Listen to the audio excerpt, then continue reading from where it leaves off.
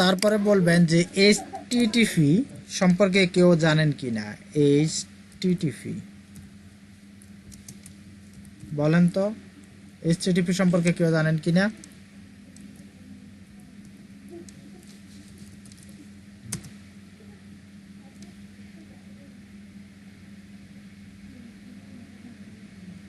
Hypertext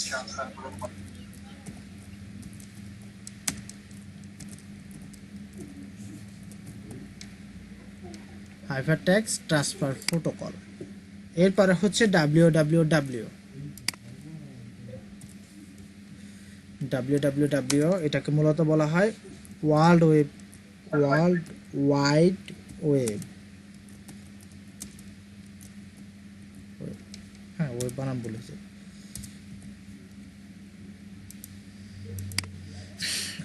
আচ্ছা, এই অংশে দেখেন যে আমরা যদি google.com লিখি, google.com লেখার পরে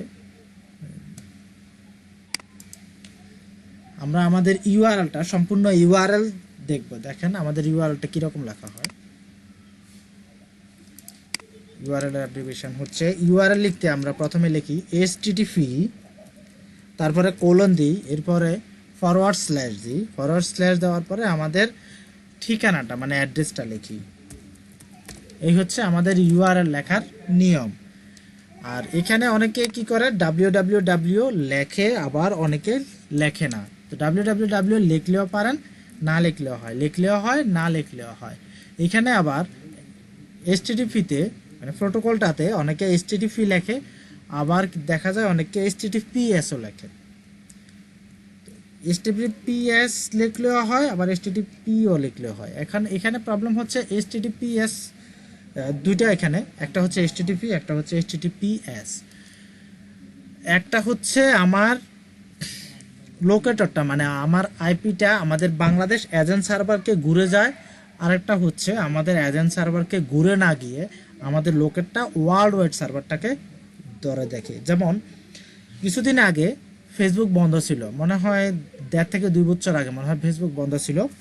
তো আমাদের বন্ধ ছিল এজেন্ট সার্ভার থেকে, বাংলাদেশ এজেন্ট সার্ভার থেকে ফেসবুক বন্ধ ছিল, যেটা গভর্নমেন্ট সার্ভার থেকে। তো তখন এইচটিটিপি বন্ধ ছিল, আমরা তখন ব্যবহার করতাম এইচটিটিপিএস দিয়ে আমরা তখন ব্যবহার করতে পারতাম। তো এই জন্য বলছি এইচটিটিপি হচ্ছে বাংলাদেশ এজেন্ট সার্ভারের জন্য, আর এইচটিটিপিএস হচ্ছে ওয়ার্ল্ড ওয়াইড সার্ভারের জন্য, যেটা বাইরের কান্ট্রিগুলোর সার্ভার আমরা সরাসরি টেনে নিয়ে আসি। এই যে দেখেন এখানে যখন আমরা google.com লিখছি, কিন্তু আমি এই লিঙ্কটা যখন আমি কপি করতে যাব তখন আমার https অলরেডি চলে আসছে, তারপরে কোলন। আমরা কিন্তু পুরোটা লিখিনি, আমরা শুধু লিখছি google.com। কিন্তু আমাদের ব্রাউজার ইঞ্জিন এত বেশি ইন্টেলিজেন্ট যে তারা ডিফল্টভাবে https এবং কোলন ফরওয়ার্ড স্ল্যাশ তারা দিয়ে রাখে, এতটুকু পর্যন্ত তারা দিয়ে রাখে, প্রোটোকলটা দিয়ে রাখে। এর পরবর্তীতে www কিছু কিছু ব্রাউজার ইন্টেলিজেন্ট দেয়, আবার কিছু কিছু ব্রাউজার ইন্টেলিজেন্ট দেয় না। এটা দিলেও হয়, না দিলেও আমাদের কাঙ্ক্ষিত ওয়েবসাইটে আমরা ঢুকতে পারি। এরপরে হচ্ছে আমাদের অ্যাড্রেসটা। এখন আমাদের অ্যাড্রেসের ভিতরে আমরা অ্যাড্রেসের বিভিন্ন অংশ সম্পর্কে জানব। যেমন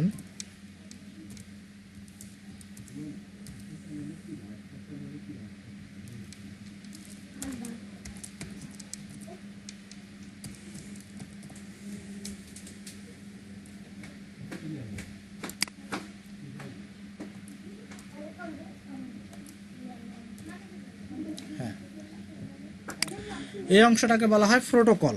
এইচটিটিপি থেকে শুরু করে ফরওয়ার্ড স্ল্যাশ পর্যন্ত এই অংশটাকে বলা হয় প্রোটোকল। তারপরে হচ্ছে www, এটাকে বলা হয় ওয়ার্ল্ড ওয়াইড ওয়েব। এটা আমরা সবাই জানি, এটা হচ্ছে ওয়ার্ল্ড ওয়াইড ওয়েব। এরপরে ডট দেওয়া হয়, এরপরে যেটা লেখা হয় সেটা হচ্ছে আমার বাণিজ্যিক নাম, এটা হচ্ছে আমার ডোমেন নেম, এই অংশটাকে বলা হয় ডোমেন নেম। এরপরে .comটা হচ্ছে আমার ডোমেন টাইপ, আমরা কোন টাইপের ডোমেন ব্যবহার করব। .com ব্যবহার করতে পারি, .org ব্যবহার করতে পারি, .net, আচ্ছা আমি লিখে দিই, .com ব্যবহার করতে পারি, আমরা .net ব্যবহার করতে পারি, .org ব্যবহার করতে পারি, .edu ব্যবহার করতে পারি। তারপরে হচ্ছে .gov.bd। বিভিন্ন ধরনের ডোমেন টাইপ দেওয়া হয়েছে। .net, .org, .com এইগুলো হচ্ছে আমার বাণিজ্যিক ওয়েব ডোমেন টাইপ, বাণিজ্যিক। .comটাও বাণিজ্যিক, .netটা মূলত মাইক্রোসফটের .net। তো এরপরে হচ্ছে .org, এটা হচ্ছে বাণিজ্যিক। আর .edu হচ্ছে এডুকেশনাল সাইটের জন্য ব্যবহার করা হয়ে থাকে। .edu.bd হচ্ছে বাংলাদেশের জন্য। .au হচ্ছে অস্ট্রেলিয়ান সাইটের জন্য। এরকমভাবে NY হচ্ছে নিউ ইয়র্ক কান্ট্রির এডুকেশন সাইটগুলোর জন্য ব্যবহার করা হয়ে থাকে। তার মানে মনে রাখবেন .edu বলতেই এডুকেশনাল সাইটের জন্য ব্যবহার করা হয়ে থাকে। যেমন আমাদের ইউনিভার্সিটির pciu.edu.bd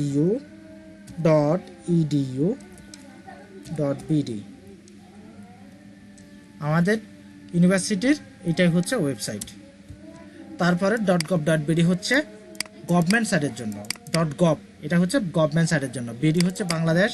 EU লিখলে হয়ে যাবে অস্ট্রেলিয়া, NY লিখলে হয়ে যাবে নিউ ইয়র্ক। এরকমভাবে বিভিন্ন কান্ট্রির দুইটা সংখ্যা বিভিন্ন কান্ট্রির ডোমেন টাইপগুলো দেওয়া হয়ে থাকে। যেমন আমাদের বাংলাদেশে কিছু ডোমেন সেল করে যেগুলো হচ্ছে .com.bd। এটা হচ্ছে বাংলাদেশের ডোমেন সেলার, মানে গভর্নমেন্ট ডোমেন সেলার, তারা বাণিজ্যিক ডোমেনগুলোর জন্য .com.bd সেল করে থাকে। তো আমরা চেষ্টা করব .com.bd মানে বাংলাদেশের ডোমেন কেনার জন্য। তাহলে আমাদের টাকাগুলো, আমাদের দেশের টাকা দেশেই রয়ে গেল। আমরা যদি শুধু .com নেই বা শুধু .net নেই, তাহলে আমাদের টাকাগুলো আমরা ডলার করে বাইরে পাঠাই দিচ্ছি।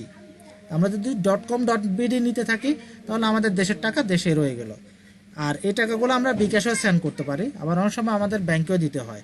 কিন্তু আমরা যদি বাহিরের কোনো ডোমেন নিতে যাই, যেমন যদি .net বা .com বা .org, .tk এরকম ডোমেন যদি আমরা কিনতে যাই, সেই ক্ষেত্রে নেমশিপের জন্য আমাদের টাকাগুলোকে ডলারে কনভার্ট করতে হয়। ডলারে কনভার্ট করে সেগুলোকে আমাদের বাইরের কান্ট্রিতে দিয়ে দিতে হয়। তো আমরা সবসময় চেষ্টা করব, এটা হচ্ছে সাজেশন, আমরা সবসময় চেষ্টা করব যে আমাদের দেশের টাকা যাতে দেশেই থাকে। আমরা .com.bd নিব।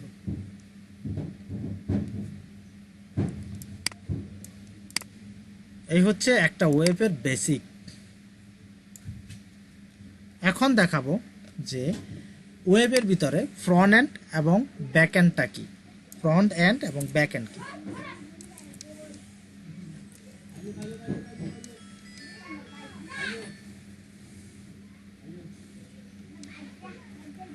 ফ্রন্ট এন্ড আর এটা হচ্ছে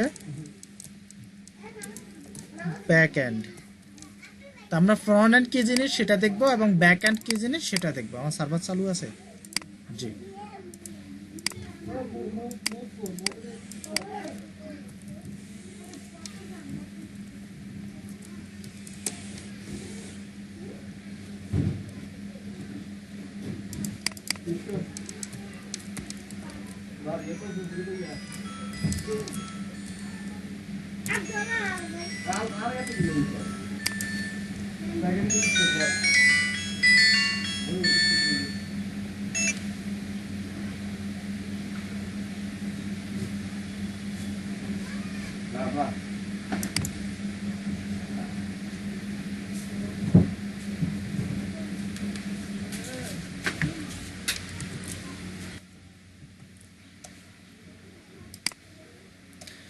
ফ্রন্ট এন্ডটা দেখেন। ফ্রন্ট এন্ড হচ্ছে আমরা আমাদের ওয়েব অ্যাড্রেসে ঢোকার পরে, আমরা URL দেওয়ার পরে আমরা যা যা দেখতে পাই, এই যে উপরের দিকে আমরা যা যা দেখতে পাই, এই যে একটা লগো দেখা যাচ্ছে, তারপরে উপরে টাইটেল দেখা যাচ্ছে হসপিটাল ম্যানেজমেন্ট সিস্টেম, এটা হচ্ছে একটা টাইটেল দেখা যাচ্ছে। তারপরে এখানে বক্স একটা দেখা যাচ্ছে। এরপরে হচ্ছে আপনার বিভিন্ন ডিপার্টমেন্ট দেখা যাচ্ছে। এরপরে এখানে বিভিন্ন ডক্টরদের প্রোফাইল দেখা যাচ্ছে। দেখেন এই হচ্ছে ডাক্তার প্রোফাইল, হ্যাঁ ডক্টরদের নেম। তারপরে এটা হচ্ছে ডক্টরের প্রোফাইল, এটা একজন ডক্টরের প্রোফাইল, এটা একজন ডক্টরের প্রোফাইল। যা যা দেখতে পাচ্ছি এটাকে বলা হয় ফ্রন্ট এন্ড, ফ্রন্ট ভিউ, এটাকে মূলত ফ্রন্ট ভিউ বলে থাকে, ফ্রন্ট এন্ড। যা যা দেখতে পাচ্ছি। তো আমাদের ব্যাক এন্ড দেখার জন্য দেখেন আমাদের এখানে যা আছে, যেমন এই টাইটেলটা, এটা কিন্তু ডাটাবেস থেকে নিয়ে আসা হয়েছে।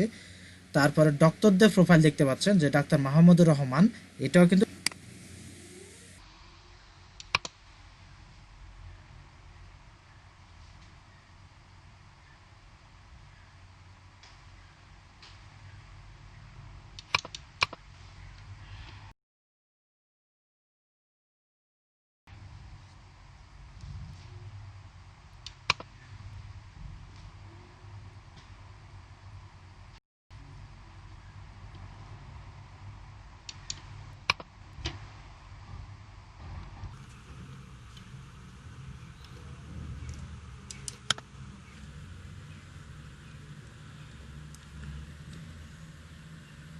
ইউরোলজি। হ্যাঁ, এই যে দেখেন এখান থেকেই ডক্টরদের উইজেট কিন্তু শুরু হয়েছে। ডাটাবেস থেকে নিয়ে এসে এই যে doctor info image URL database থেকে নিয়ে এসে আমরা এখানে ডক্টরের প্রোফাইলগুলো ভিউ করতেছি। এগুলো সবগুলো ডাটাবেজে আছে, আমরা যা দেখতে পাচ্ছি এগুলো সবগুলো ডাটাবেজে আছে। যা দেখতে পাচ্ছি এটাকে বলা হয় ফ্রন্ট এন্ড, আর ব্যাক এন্ডটা হচ্ছে ডাটাবেস থেকে নিয়ে এসে ওই ডাটাগুলোকে ফ্রন্ট এন্ডে শুধু ভিউ করা। ফ্রন্ট এন্ডে ভিউ করা পর্যন্ত ওটাকে বলা হয় ব্যাক এন্ড। আর ফ্রন্ট এন্ডে এনে ডাটাগুলোকে বিভিন্ন রকম সাজানো, বিভিন্ন স্টাইল করাকে বলা হয় ফ্রন্ট এন্ড। ব্যাক এন্ড এবং ফ্রন্ট এন্ড আশা করি বুঝতে পারছেন, এবং পরবর্তীতে আমরা যদি আরও ডিপলি চলে যাই, আরও পরবর্তী ক্লাসগুলোতে আমরা আরও বুঝতে পারবো যে ব্যাক এন্ডটা কী জিনিস এবং ফ্রন্ট এন্ডটা কী জিনিস। তারপরে আমি ছোটোখাটোভাবে বুঝাই দিচ্ছি। ডাটাবেস থেকে ডাটাগুলো এনে ফ্রন্ট এন্ডে ডাটাগুলো এনে ব্রাউজারে প্রদর্শন করা, সেটা হোক এলোমেলো সেটা হোক সাজানো।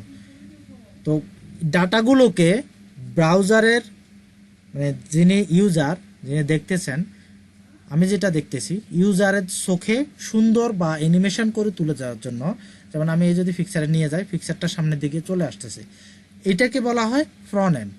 কিন্তু পিকচারটা আসছে ব্যাক এন্ড থেকে, ব্যাক এন্ড থেকে পিকচারটা নিয়ে আসছি। পিকচারটা আমি ডিজাইন করি না, এলোমেলোভাবে আমার ডাটা নিয়ে আসছি, শুধু ডাটা নিয়ে আসাটাকে বলা হয় ব্যাক এন্ড। আর ডাটাগুলোকে বিভিন্ন রকম সাজানোটাই হচ্ছে ফ্রন্ট এন্ড। আশা করি বুঝতে পারছেন। এই যে নামের উপরে আমার কার্সরটা রাখার পরে নামটা কিন্তু অন্য কালারের চেঞ্জ হয়ে যাচ্ছে, এটাও একটা ফ্রন্ট এন্ডের কাজ, এটা হচ্ছে ফ্রন্ট এন্ডের ডিজাইনের কাজ। তো মূলত আমরা যেটা জানবো সেটা হচ্ছে বিভিন্ন রকম ডিজাইন হচ্ছে ফ্রন্ট এন্ড, আর বিভিন্ন রকম ডেভেলপমেন্ট হচ্ছে ব্যাক এন্ড। একদম সহজ ভাষায় ডিজাইন হচ্ছে ফ্রন্ট এন্ড, আর ডেভেলপমেন্ট পার্টটা হচ্ছে ব্যাক এন্ডের কাজ। এটা হচ্ছে একদম সহজলি ভাষায়।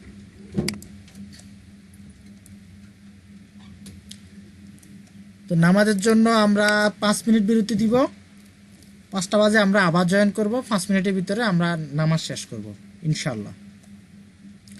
ঠিক 5টা বাজে আপনারা আবার জয়েন করবেন। আর যদি কেউ থাকেন এভাবে থাকেন, 5 মিনিটের জন্য বিরতি।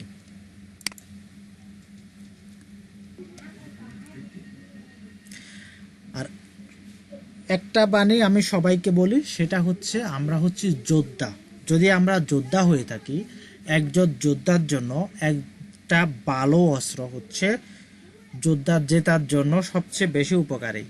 একজন যোদ্ধা একটা ভালো অস্ত্রের উপরে নির্ভর করে সে যুদ্ধে জিততে পারে। তো একজন প্রোগ্রামারের জন্য একটা ভালো টেক্সট এডিটরটা হচ্ছে সবচেয়ে ভালো অস্ত্র।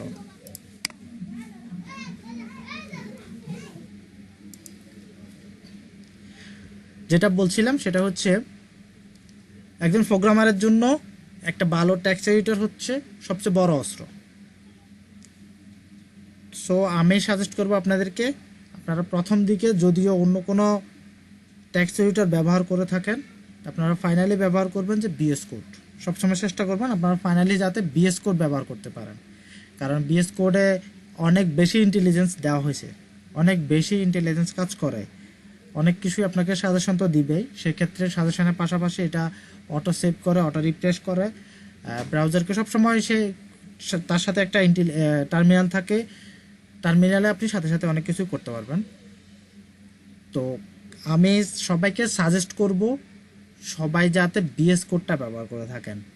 ফাইনালি প্রোগ্রামিংয়ে যখন যাবেন সবাই বিএস কোড ব্যবহার করার চেষ্টা করবেন। সাবলাম টেক্সটও কাজ করতে পারেন, অন্য কোনো টেক্সট এডিটরও কাজ করতে পারেন, সেক্ষেত্রে আপনার যেটা সুবিধা হয় সেটাতে কাজ করতে পারেন। তবে বিএস কোড শেখার চেষ্টা করবেন, বিএস কোডে কাজ করার চেষ্টা করবেন। এই হচ্ছে text editor part.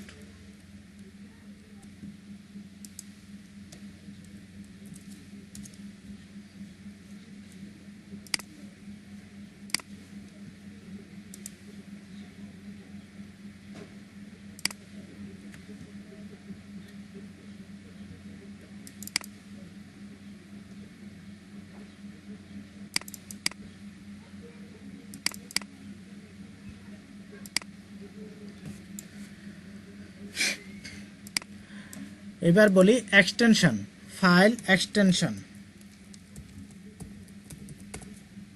File extension কি জিনিস, ফাইলের এক্সটেনশন কিভাবে ব্যবহার করে, কোন ফাইলের এক্সটেনশন কি কি সেটা দেখাচ্ছি। আপনারা কি এক্সটেনশন সম্পর্কে জানেন, যে এক্সটেনশন কি জিনিস বা এক্সটেনশন কিভাবে কাজ করে? একটা ফাইলে এক্সটেনশন কেন দেওয়া হয়? ওটা ফরম্যাট, এটা আসলে এটা কোন ফাইল? এটা হচ্ছে ফাইল টাইপ। হ্যাঁ ঠিক আছে, এটা হচ্ছে ফাইল টাইপ। যেমন আমরা MP3 গান শুনি, বিভিন্ন গানগুলো হচ্ছে MP3.WAV, অথবা আপনার থাকে অডিও। অডিও খুবই কম দেখছি, অডিও আগে ছিল। তো এরপরে আরেকটা অডিওর আরেকটা হচ্ছে C2 আগে ছিল, যেটা 1 কেবিতে। C2 এই ফাইলগুলো ছিল 1 কেবিতে, এবং এই ফাইলগুলো আপনার মূলত তখনকার আমলে ফাইলগুলো মূলত ডিভিডিতে রাইট করা হতো। আমরা যখন ডিভিডি কিনতাম, ওই ডিভিডিগুলোতে 1 কেবির C2। আর বর্তমানে তো মনে হয় অডিওগুলো 5 MB 6 MB থাকে, সেটা MP3 তে কনভার্ট করা হয়। আর ভিডিওর জন্য আমরা মূলত এখন সবচেয়ে বেশি ব্যবহার করি MP4। MP4 সবচেয়ে বেশি ব্যবহার করে থাকি। আর FLV, যেটা হচ্ছে আপনার HD ভার্সন। আরও HD ভার্সনের জন্য আপনি MKB ব্যবহার করতে পারেন, সেটা আপনার 1 GB উপরে হয়ে থাকে MKB। আর তখনকার আমলে তৎকালীন, মানে আমরা যখন ছোট ছিলাম তখন আমরা AVI ব্যবহার করতাম। AVI ব্যবহার করতাম HDর জন্য, কিন্তু আসলে AVI দিয়ে তেমন একটা HD পাওয়া যেত না। এটা হচ্ছে আপনার 680 পিক্সেলের মনে হয় পাওয়া যেত, 680 পিক্সেল পর্যন্ত। কিন্তু এখন MKB দিয়ে আমরা 1600 পিক্সেল পর্যন্ত ব্যবহার করে থাকি, 1600-র উপরে, 1600 প্লাস। 720 পিক্সেল হলে এখন মোটামুটি MP4 ব্যবহার করা হয়ে থাকে। আর 1020 হচ্ছে আপনার FLV। MKB-তে আপনার আরও হাই ডেফিনেশন। AVI হচ্ছে SD AVI, যেটা হচ্ছে আপনার 680 পিক্সেল পর্যন্ত ব্যবহার করা হয়ে থাকে। এগুলো হচ্ছে ভিডিও। এরপরে আমরা ডকুমেন্টের জন্য, মানে ওয়ার্ড ফাইলের জন্য আমরা DOS ব্যবহার করে থাকি, .pdf। ডকুমেন্ট হচ্ছে PDF একটা ডকুমেন্ট ফাইল। PDF সবারই পরিচিত, এই এক্সটেনশন সবাই জানে। এরপরে আমরা HTML ফাইলের জন্য .html ব্যবহার করব। সবাই খেয়াল করবেন, HTML ফাইলের এক্সটেনশন হচ্ছে .html, CSS ফাইলের এক্সটেনশন হচ্ছে .css, জাভাস্ক্রিপ্ট ফাইলের এক্সটেনশন হচ্ছে .js, এবং PHP ফাইলের এক্সটেনশন হচ্ছে .php। এই এক্সটেনশনগুলো আপনারা মনে রাখবেন। HTML ফাইলের এক্সটেনশন হচ্ছে .html, CSS ফাইলের এক্সটেনশন হচ্ছে .css, জাভাস্ক্রিপ্ট ফাইলের এক্সটেনশন হচ্ছে .js, আর PHP ল্যাঙ্গুয়েজের এক্সটেনশন হচ্ছে .php। এই 4টা এক্সটেনশন আপনারা সব সময় মনে রাখবেন। আর বিভিন্ন ফাইলের এক্সটেনশন আমরা কিভাবে দেখতে পাবো, সেটা হচ্ছে আপনারা যদি উইন্ডোজ 10 ব্যবহার করে থাকেন, উইন্ডোজ এক্সপ্লোরার যাবেন, মানে দিস কম্পিউটার খুললেও উইন্ডোজ এক্সপ্লোরার আসে, অন্য কোনোভাবে আপনি উইন্ডোজ এক্সপ্লোরারে যেতে পারেন। এরপর আপনারা ভিউতে ক্লিক করবেন। ভিউতে ক্লিক করার পরে ফাইল নেম এক্সটেনশনস, এটা আপনার তুলে দেওয়া থাকবে। এটাকে আপনারা টিক মার্ক করে দেবেন, এটা তুলে দিবেন না, এটাকে টিক মার্ক করে দিবেন। তাইলে প্রত্যেকটা ফাইলের এক্সটেনশন আপনারা দেখতে পাবেন। আর প্রত্যেকটা ফাইলের এক্সটেনশন যখনই আপনারা দেখতে পাবেন, তখনই মনে করবেন যে আপনি যেই কোনো ফাইলকে অন্য এক্সটেনশনে, অন্য ফাইল টাইপে আপনারা রূপান্তর করতে পারবেন। যেমন আমরা এখন একটা টেক্সট ফাইল দেব, TXT ফাইল, যেটাকে বলে টেক্সট ফাইল।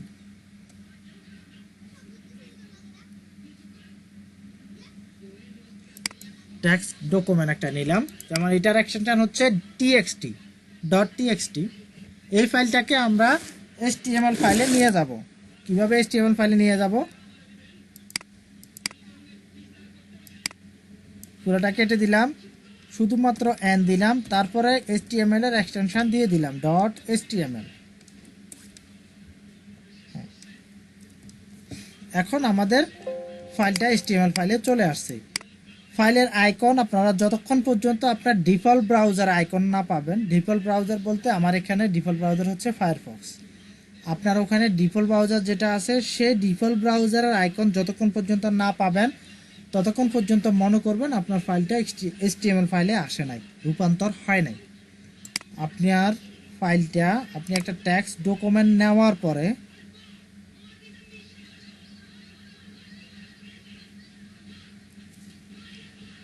অন্তর হয় না। এখন আমরা সাবলাইম টেক্সট কিভাবে ডাউনলোড করব বা কিভাবে ইনস্টল করব সেটা দেখাচ্ছি। শুধুমাত্র লিখবেন Sublime space text.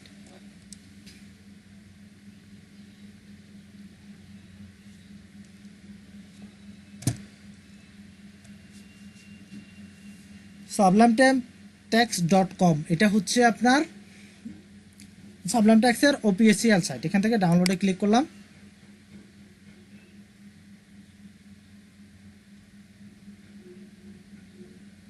sublimetext.com/3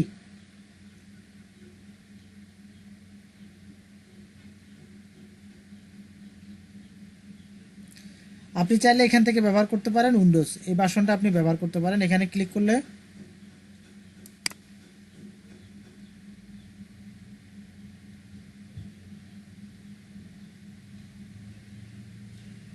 Sublime text ভার্সনটা এখান থেকে ডাউনলোড হয়ে যাবে। আমার ডাউনলোড করার প্রয়োজন নাই, আমার অলরেডি ইনস্টল করাই আছে। তো আপনি চাইলে অন্য ভার্সন এখান থেকে নিতে পারেন। অন্য ভার্সনগুলো আপনি এখান থেকে চেক করতে পারবেন। যেমন 3.1 বিল্ড করছে 3170, আপনি 3170টা ইনস্টল করতে পারেন। আমার এই ভার্সনটা, আমার এখানে যেটা ইনস্টল করা আছে সেটা হচ্ছে 3.1.1 3176।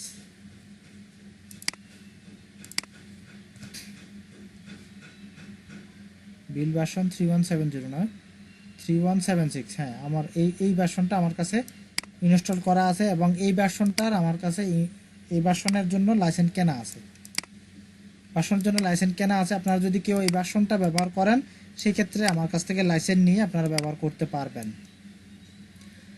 আমি লাইসেন্স দিয়ে দিব যদি এই ভার্সনটাকে ব্যবহার করে থাকেন। আর অন্যান্য ভার্সনের জন্য আমার লাইসেন্স কেনা নাই। এটা হচ্ছে আপডেট ভার্সন, এটা হচ্ছে 3.2.11, এটার জন্য লাইসেন্স কেনা নাই। আর আগের ভার্সনের লাইসেন্স এখানে কাজ করবে না।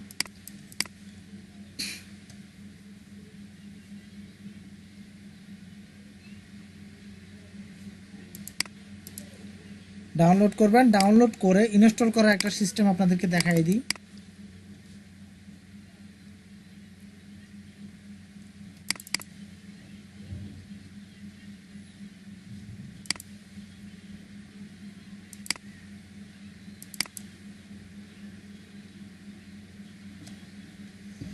এই হচ্ছে সাবলাইম টেক্সট 3176 × 64। জাস্ট সফটওয়্যারটা ডাউনলোড করার পরে এটাতে ডাবল ক্লিক করবেন।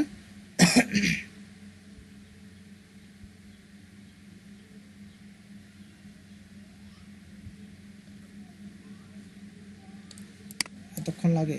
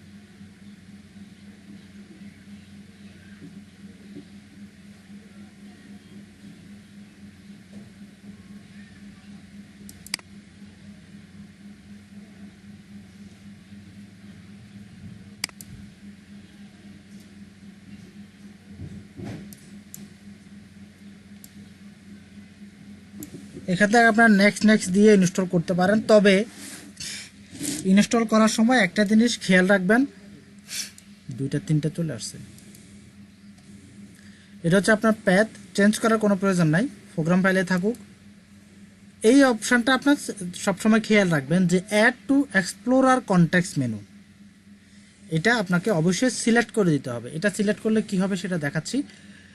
এটা আপনি সিলেক্ট করে দিবেন, add to explorer context menu, এটা আপনি সিলেক্ট করে দিবেন। ইনস্টল করার সময় এই অংশটা আপনি খেয়াল রাখবেন। অন্যান্য সফটওয়্যারের মতো নেক্সট দিয়ে সেভ করার সময় এটা অবশ্যই খেয়াল রাখবেন। এটা যদি না দেন তাহলে আপনার যখন ফাইলে যাবেন, ফাইলে যখন আপনি রাইট বাটন ক্লিক করবেন ওপেন করার জন্য, তখন এখানে দেখতে পাবেন ওপেন উইথ সাবলাইম টেক্সট। এই অপশনটা আসার জন্য, রাইট বাটনে এটা আসার জন্য আপনাকে এই কনটেক্সটটা আপনাকে সিলেক্ট করে দিতে হবে। যদি সিলেক্ট না দেন তাহলে এই কনটেক্সটটা আপনার এখানে আসবে না। আর বাকিটা অন্যান্য সফটওয়্যারের মতো আপনি ইনস্টল করে নিতে পারেন। তাহলে এটা আমরা সাবলাইম টেক্সটে খুলি, ওপেন উইথ সাবলাইম টেক্সট খুললাম।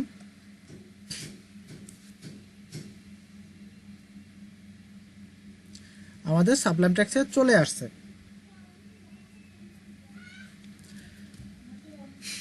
তো আশা করব সবাই একটা ফাইল তৈরি করবেন, একটা ফাইল তৈরি করে আপনাদের কোড এডিটরে নিয়ে যাবেন। তো অনেকে চাইলে এটাও পারেন যে ফাইলটা এভাবে টেনে ধরে নিয়ে এসে আপনার কোড এডিটরে এখানে ফেলে দিতে পারেন, ছেড়ে দিতে পারেন। ছেড়ে দিলে আপনার কোড এডিটরে এটা চলে আসবে। তো এখন আলোচনা করব HTML এর বেসিক নিয়ে।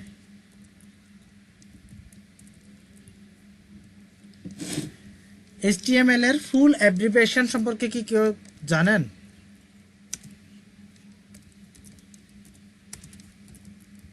hypertext markup language.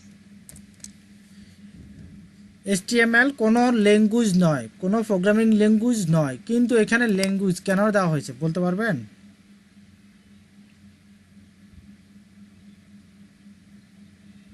HTML মূলত কোনো প্রোগ্রামিং ল্যাঙ্গুয়েজ নয়, কিন্তু তার অ্যাব্রিভিয়েশনের ভিতরে তার শর্ট করে দেওয়া হয়েছে ল্যাঙ্গুয়েজ, এল দেওয়া হয়েছে। কেন দেওয়া হয়েছে সেটা কি কেউ বলতে পারেন? আচ্ছা, হাইপারটেক্সট মার্কআপ ল্যাঙ্গুয়েজের অর্থ কি, বাংলাতে অর্থ কি বলেন তো?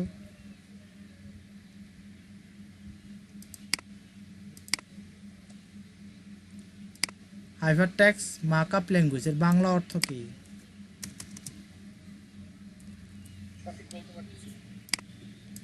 আচ্ছা, আমি বুঝাই দিচ্ছি। হাইপারটেক্সট উচ্চতর লেখা মার্কআপ ল্যাঙ্গুয়েজ, এটা পুরোটা হচ্ছে উচ্চতর ভাষাগুলোকে মার্কআপ করার জন্য এক ধরনের লেখা বা এক ধরনের ট্যাগ, এক ধরনের টেক্সট। উচ্চতর ভাষাগুলোকে মার্কআপ করার জন্য HTML মূলত কোনো প্রোগ্রামিং ল্যাঙ্গুয়েজ নয়। HTMLটা হচ্ছে উচ্চতর ভাষাগুলোকে মার্কআপ করার জন্য এক ধরনের টেক্সট, এক ধরনের টেক্সট উচ্চতর ভাষাগুলোকে। তো এখন উচ্চতর ভাষা কি হতে পারে? PHP একটা উচ্চতর ভাষা, C# একটা উচ্চতর ভাষা, তারপরে আরও আছে জাভাস্ক্রিপ্ট একটা উচ্চতর ভাষা, রুবি একটা উচ্চতর ভাষা। এগুলোকে বলা হয় হাইপার প্রোগ্রামিং ল্যাঙ্গুয়েজ। সি কিন্তু উচ্চতর ভাষা নয়, সি কিন্তু হাইপার প্রোগ্রামিং ল্যাঙ্গুয়েজ নয়। সি হচ্ছে মিডিয়াম প্রোগ্রামিং ল্যাঙ্গুয়েজ। তো সি প্রোগ্রামিংয়ে আপনি কখনো HTML ব্যবহার করতে পারবেন না। আপনি HTML ব্যবহার করতে পারবেন রুবিতে, HTML ব্যবহার করতে পারবেন জাভাতে, জাভা হাইপার প্রোগ্রামিং ল্যাঙ্গুয়েজ, জাভাতে ব্যবহার করতে পারেন। আপনি C# ব্যবহার করতে পারবেন, জাভাস্ক্রিপ্টে ব্যবহার করতে পারবেন, আবার PHPতে সবাই ব্যবহার করে, PHPর সাথে খুবই ফ্রেন্ডলি ব্যবহার হয়। তো HTML মূলত উচ্চতর প্রোগ্রামিং ল্যাঙ্গুয়েজগুলোকে মার্কআপ করার জন্য এক ধরনের টেক্সট। সবসময় মনে রাখবেন HTML কোনো প্রোগ্রামিং ল্যাঙ্গুয়েজ নয়, এটা সবসময় খেয়াল রাখবেন যে HTML কোনো প্রোগ্রামিং ল্যাঙ্গুয়েজ নয়। তার নিজস্ব কিছু ট্যাগ আছে, HTML তার নিজস্ব কিছু ট্যাগ দিয়ে সে চলে।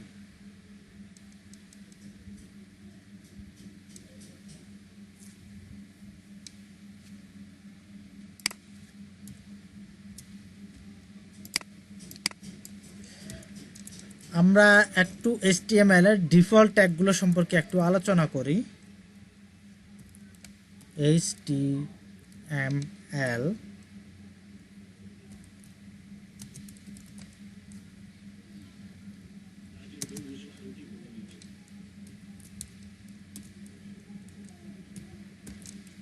তারপরে হচ্ছে হেড।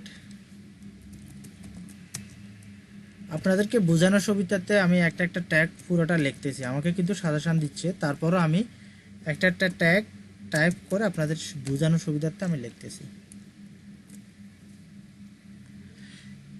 HTML প্রথমে বলছি, HTML তার নিজস্ব কিছু ট্যাগের উপর সে নির্ভর করে আছে। তো HTML এর ট্যাগ আপনি শুরু করলে অবশ্যই আপনাকে শেষ করতে হবে। HTML ট্যাগ লেখার নিয়ম হচ্ছে আপনাকে দুইটা লেস দেন গ্রেটার দেন দিয়ে এর ভিতরে আপনাকে ট্যাগের নাম লিখতে হবে, ট্যাগের নাম লিখতে হবে। লেস দেন এবং গ্রেটার দেন দিয়ে আপনাকে ট্যাগের নাম লিখতে হবে।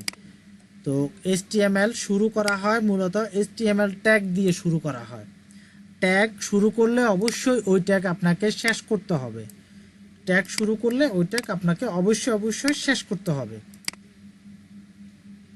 HTML এর শুরু করছি HTML ট্যাগ দিয়ে এবং শেষ করছি HTML ট্যাগ দিয়ে।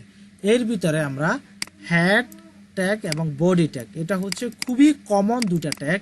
এই দুটা ট্যাগ ম্যাক্সিমাম আপনার ওয়েব পেজগুলোতে এই দুইটা ট্যাগ ব্যবহার করা হয়ে থাকে। যেমন আমার এখানে দেখাই, হেড দেখেন, এটাতে HTML ট্যাগ দিয়ে শুরু করা হয়েছে এবং হেড ট্যাগ অবশ্যই আছে।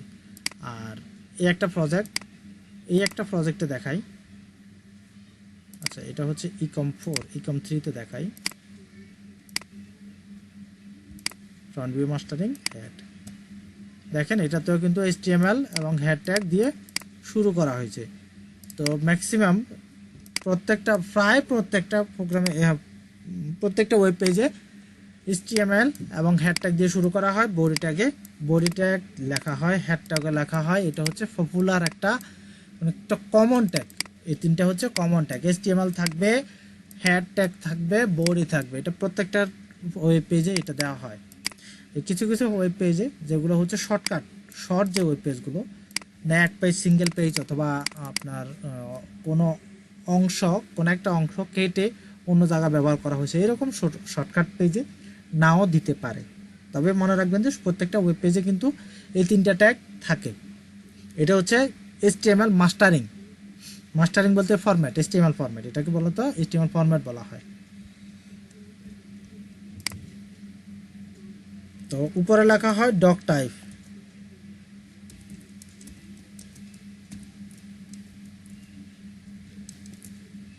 ডক টাইপ মানে এটা হচ্ছে ডকুমেন্ট টাইপ। HTML এর ডকুমেন্ট টাইপ, এটা হচ্ছে বলা হয় ডকুমেন্ট টাইপ। তো আমরা HTML এর সাধারণ একটা ফরম্যাট নিয়ে আসি, এটা হচ্ছে সাধারণ ফরম্যাট। ম্যাক্সিমাম কোড এডিটর এই ফরম্যাটটা তারা অটোমেটিকলি ডিফল্টভাবে তাদের ইন্টেলিজেন্সের ভিতরে দিয়ে রাখে। এটা হচ্ছে HTML এর সাধারণ একটা ফরম্যাট। যেমন ডকুমেন্ট টাইপ, এই ডকুমেন্টটার টাইপ হচ্ছে HTML। আপনি চাইলে এখানে UTF ব্যবহার করতে পারেন, আপনার language LAN equal to UTF-8 আপনার ডকুমেন্ট টাইপ এবং তার ল্যাঙ্গুয়েজ আপনি এখানে সেট করে দিতে পারেন। এরপর এটা হচ্ছে HTML ফরম্যাটটা, HTML দিয়ে শুরু করছি, তারপরে হেড লিখছি, হেডের ভিতরে টাইটেল ট্যাগ দিয়েছি, এরপরে হেড ট্যাগটা শেষ করছি, তারপরে বডি ট্যাগ দিয়ে শুরু করছি, বডি ট্যাগটা শেষ করছি এবং HTML লিখছি। এখন এই ডকুমেন্টটা মানে এই পেজটা যদি আমরা ওয়েবে আমাদের ব্রাউজারে যদি আমরা ভিউ করি, তাহলে দেখাই যে টাইটেলটা কোন অংশ, হেড কোন অংশ এবং বডি কোন অংশ দেখাচ্ছি। এটা ভিউ হোক, এটা ভিউ হয়েছে। ব্রাউজারের একটা বার দেখতে পাচ্ছেন, এটাকে বলা হয় বুকমার্ক বার। এই অংশটা হচ্ছে বুকমার্ক বার। এই বুকমার্ক বারের নিচে থেকে যতটুকু দেখা যায় ততটুকু হচ্ছে ব্রাউজারের ভিতরে যতটুকু দেখা যায় ওইটা হচ্ছে HTML এর বডি, আর উপরের অংশ হচ্ছে হেড। সবসময় খেয়াল রাখবেন যে HTML হেডের ভিতরে সকল ফাইল লিঙ্ক আপ করা হয়, প্রত্যেকটা স্টাইল লেখা হয় ইন্টারনাল স্টাইল। তারপরে ইন্টারনাল যদি আপনার কোনো স্ক্রিপ্ট লেখার প্রয়োজন হয়, অনেক সময় স্ক্রিপ্ট আপনার ফুটারেও লেখা হয়, অনেক সময় স্ক্রিপ্ট আপনার হেডারেও লেখা হয়। স্ক্রিপ্টের জন্য কোনো সমস্যা নাই, কিন্তু স্টাইলটা যদি ইন্টারনাল কোনো স্টাইল লিখতে হয় সেটা আপনার HTML ফাইলের হেডারে লেখা হয়। সবসময় খেয়াল রাখবেন এটা, HTML হেডারে কোনো রকম ট্যাগ বা কোনো রকম ভিউ ট্যাগ লেখা হয় না, প্রদর্শন করার জন্য কোনো ট্যাগ লেখা হয় না। HTML হেডারের ভিতরে সকল ফাইল লিঙ্ক আপ করা হয়, এবং সেই সাথে কোনো ইন্টারনাল স্টাইল যদি থাকে, ইন্টারনাল স্টাইলগুলো HTML হেডারে লেখা হয়। আর যদি কোনো ইন্টারনাল যদি স্ক্রিপ্ট থাকে, অনেক সময় স্ক্রিপ্টগুলো হেডারেও লেখা হয়, আবার অনেক সময় স্ক্রিপ্টগুলো ফুটারেও লেখা হয়ে থাকে, সেটা স্ক্রিপ্টের ধরন অনুযায়ী। আর আপনার এই স্ক্রিপ্টটা, আপনি যে স্ক্রিপ্টটা লিখবেন সেই স্ক্রিপ্টটা আপনার ব্যবহারের অনুযায়ী, কোথায় ব্যবহার করবেন, কি কাজে ব্যবহার করবেন, সেই ধরন অনুযায়ী আপনি স্ক্রিপ্টটা হেডারও লিখতে পারেন, স্ক্রিপ্টটা ফুটারও লিখতে পারবেন। এই হচ্ছে HTML এর ফরম্যাট।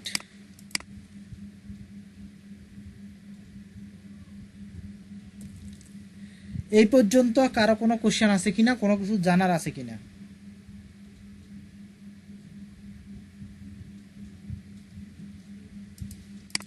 একটা কোশ্চেন ছিল, সেটা হচ্ছে যে আমরা HTML এ যে মানে নোটপ্যাড থেকে যে HTML চেঞ্জ করলাম, মানে সেটা তো আমারটা হচ্ছে না, করতে যাচ্ছি বাট হচ্ছে না, ওই ভিউ দেখা না, ওইটাই বুঝিনি।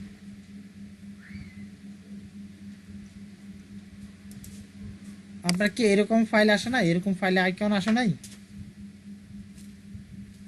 জি না, এটা আসতেছে না। হ্যাঁ, আসতেছে না, এটা কারণ হচ্ছে আপনার এক্সটেনশনটা ভিউ করা নাই। আপনার কি উইন্ডোজ 10 না Windows XP? Windows 10 Windows 10 file এক্সপ্লোরারে আপনি ভিউ রিবনে ক্লিক করেন, ভিউ রিবনে ক্লিক করার পরে আপনি এখানে দেখতে পাবেন ফাইল নেম এক্সটেনশন, এইটা তুলে দেওয়া থাকবে আপনার। এটা যদি তুলে দেওয়া থাকে তাহলে এক্সটেনশন দেখা যাবে না, এটাকে আপনি টিক মার্ক করে দেন, তাহলে আপনার ফাইলের এক্সটেনশনটা দেখা যাবে, তখন আপনি এক্সটেনশনটা রিনেম করে দেন। বুঝতে পারছি।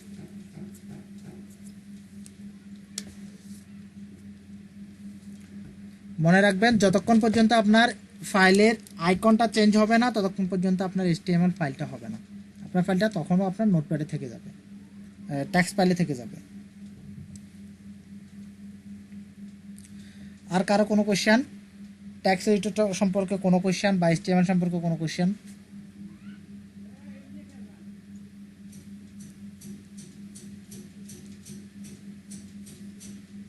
একটু কোশ্চেন করেন, কথা বলেন, ইন্ট্রোডিউসিং করেন। বুঝতে পারছি।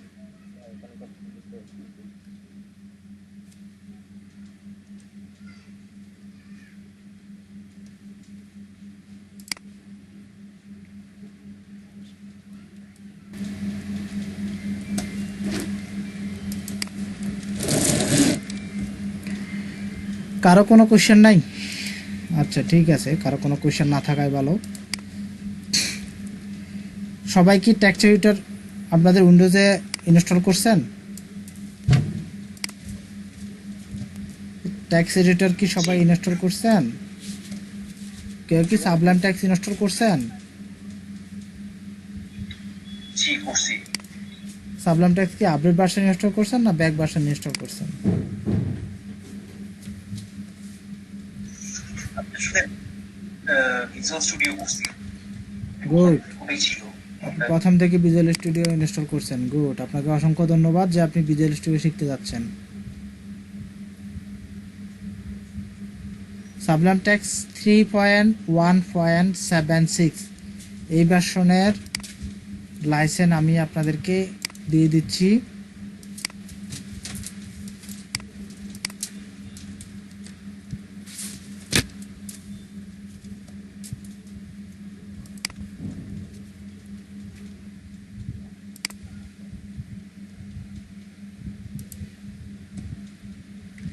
এটা হচ্ছে HTML এর ফরম্যাট।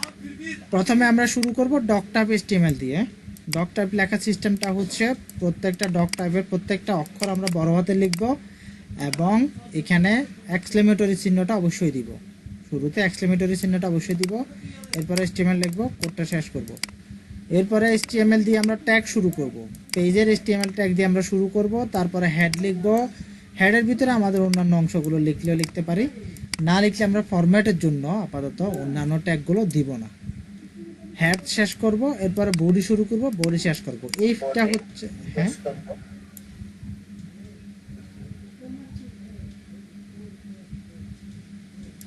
এইটা হচ্ছে HTML এর ফরম্যাট। এই ফরম্যাটে আমরা মূলত HTML ব্যবহার করে থাকি। এখন আমরা লিখব হেডের ভিতরে টাইটেল। টাইটেল ট্যাগের ভিতরে যদি আমরা লিখি দিস ইজ আওয়ার টাইটেল,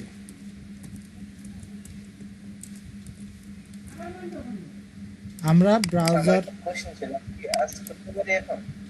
বুঝি নাই। মানে আমার একটা কোশ্চেন ছিল, আমি একটু আস্ক করতে পারি এখন? হ্যাঁ, কোশ্চেন করেন, সমস্যা নেই। মানে আচ্ছা, এই যে উপরে যে HTML টা লিখছেন, HTML এর সাথে ডক টাইপটা কেন লিখছেন? আচ্ছা, এটা হচ্ছে ডকুমেন্ট টাইপ। এটা যদি নাও দিই কোনো সমস্যা নেই, কিন্তু আমরা দিচ্ছি এই কারণেই। আসলে আমরা HSC লেভেলে যখন পড়ছিলাম তখন শুধু HTML দিয়ে স্ট্যান্ডার্ড ফরম্যাট। এটা না দিলে আপনি HTML-টা ভিউ করতে পারবেন, আপনার কোনো সমস্যা হবে না। না দিলেও কোনো সমস্যা নাই, কিন্তু আপনার HTML-টা ফরম্যাটটা আপনি কোনো প্রজেক্ট তৈরি করতে যাবেন, আপনার ওই পেজটা কোন টাইপের HTML, এটা কি ডক টাইপের HTML নাকি আপনার এটা মিডিয়া টাইপের HTML, মানে আপনার এই HTML ফরম্যাটটা কি ডকুমেন্টের জন্য না মিডিয়া টাইপের জন্য, তো সেটা আপনাকে প্রথমে ডিক্লেয়ার করে দেওয়াটা হচ্ছে স্ট্যান্ডার্ড। আপনি ডিক্লেয়ার না করলেও পরবর্তীতে ব্যবহার করতে পারবেন, এটা কোনো প্রবলেম না, চাইলে ব্যবহার করতে পারেন, এটা কোনো সমস্যা না। আর এখানে অনেক সময় ল্যাঙ্গুয়েজও সিলেক্ট করে দেওয়া হয়, ল্যাঙ্গুয়েজ অনেক সময় HTML এর ভিতরে আমরা ল্যাংটা সিলেক্ট করে দিই, যেমন UTF-8 ল্যাঙ্গুয়েজ আমরা সিলেক্ট করে দিই, ইউনিকোড ল্যাঙ্গুয়েজটা। তো ইউনিকোড ল্যাঙ্গুয়েজটা যদি আমরা এখানে সিলেক্ট না করে দিই বা এই অ্যাট্রিবিউটটা যদি না লিখি, তাহলে হয় কি আমাদের অনেক সময় বাংলা প্রদর্শন করে না, অনেক সময় আমাদের বাংলাটা দেখা যায় না। তো বাংলা দেখানোর জন্য আমরা মূলত এখানে ল্যাঙ্গুয়েজটা সিলেক্ট করে দিই এই। আর অনেক সময় দেখা যায় যে আমাদের বড় বড় প্রজেক্টে যখন আমরা ওয়েবিনার লিখি বা আপনার ওয়েব প্যাকগুলো লিখি বা বিভিন্ন ধরনের রিসোর্সগুলো লিখি, যেমন আমরা যদি কোনো C# যখন আমরা ASP.NET এ কোনো প্রোগ্রাম লিখতে যাই তখন আমাদেরকে ডক টাইপটা লিখতে হয়। যদি ডক টাইপটা না লিখি অনেক সময় সেটা ফিক্সারের আকারে একটা এরর শো করে। তো এই জন্য মূলত সব জায়গায় নয়, PHP-তে খুবই ফ্রেন্ডলি, সব জায়গায় নয়, ডক টাইপটা ম্যাক্সিমাম জায়গায় ব্যবহার করা হয়ে থাকে, সব জায়গায় না, আপনি চাইলে ব্যবহার করতেও পারেন নাও করতে পারেন।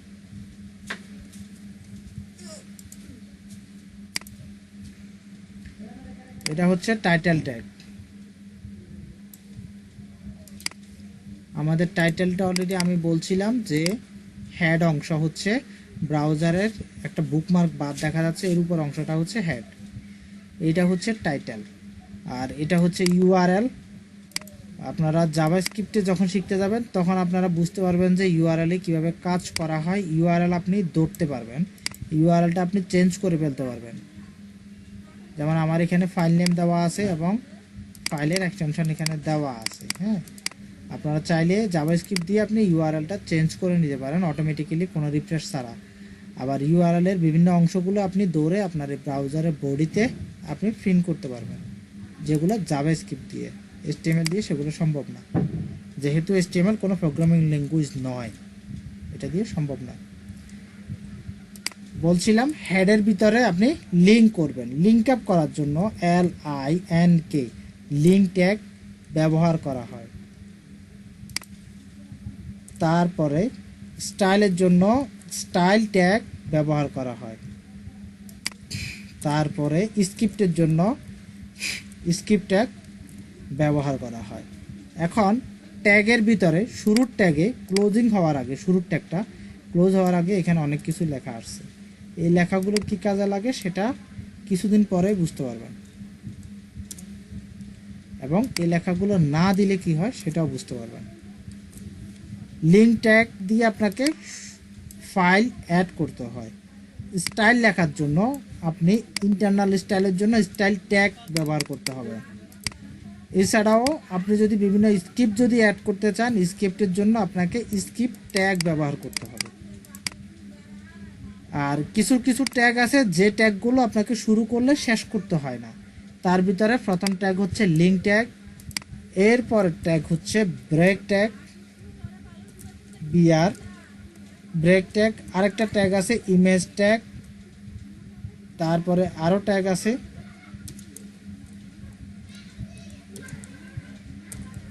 HR tag. এইরকম কিছু ট্যাগ আছে যে ট্যাগগুলোকে আপনি ক্লোজ করার প্রয়োজন নাই, এগুলোকে সিঙ্গেল ট্যাগ বলা হয়। এগুলো ক্লোজ করার প্রয়োজন নেই, এগুলো শুরু করলে শেষ করতে হয় না।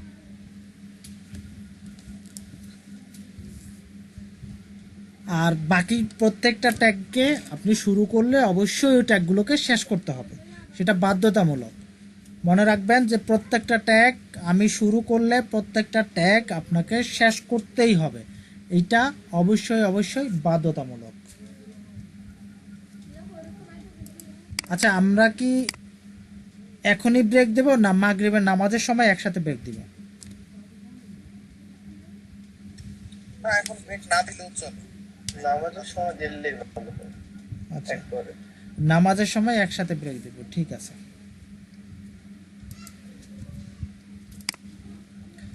এই ট্যাগগুলো মুছে দিই। এইখানে এসে আমরা লিখব হেডিং 1 H1 H1 লিখে এখানে লিখব হ্যালো হেডিং। আচ্ছা, হ্যালো ওয়ার্ড লিখি। প্রত্যেকটা প্রোগ্রামিং ল্যাঙ্গুয়েজ শেখার শুরুতে আমরা কিন্তু হ্যালো ওয়ার্ড দিয়ে প্রিন্ট করি। তো আমরা HTML প্রোগ্রামিং, এটা তো প্রোগ্রামিং ল্যাঙ্গুয়েজ না, HTML শেখার সময় আমরা হ্যালো ওয়ার্ড দিয়ে শুরু করলাম। হ্যালো ওয়ার্ড দেখা যাচ্ছে। এরপরে আমরা লিখব HTML H1 হেডিং 1টা দেখেন কতটুকু দেখা যায়, এই হচ্ছে H1। তারপরে আমরা এইটাকে H2 দিব, H3 4 5 6 পর্যন্ত, H2 H3 H4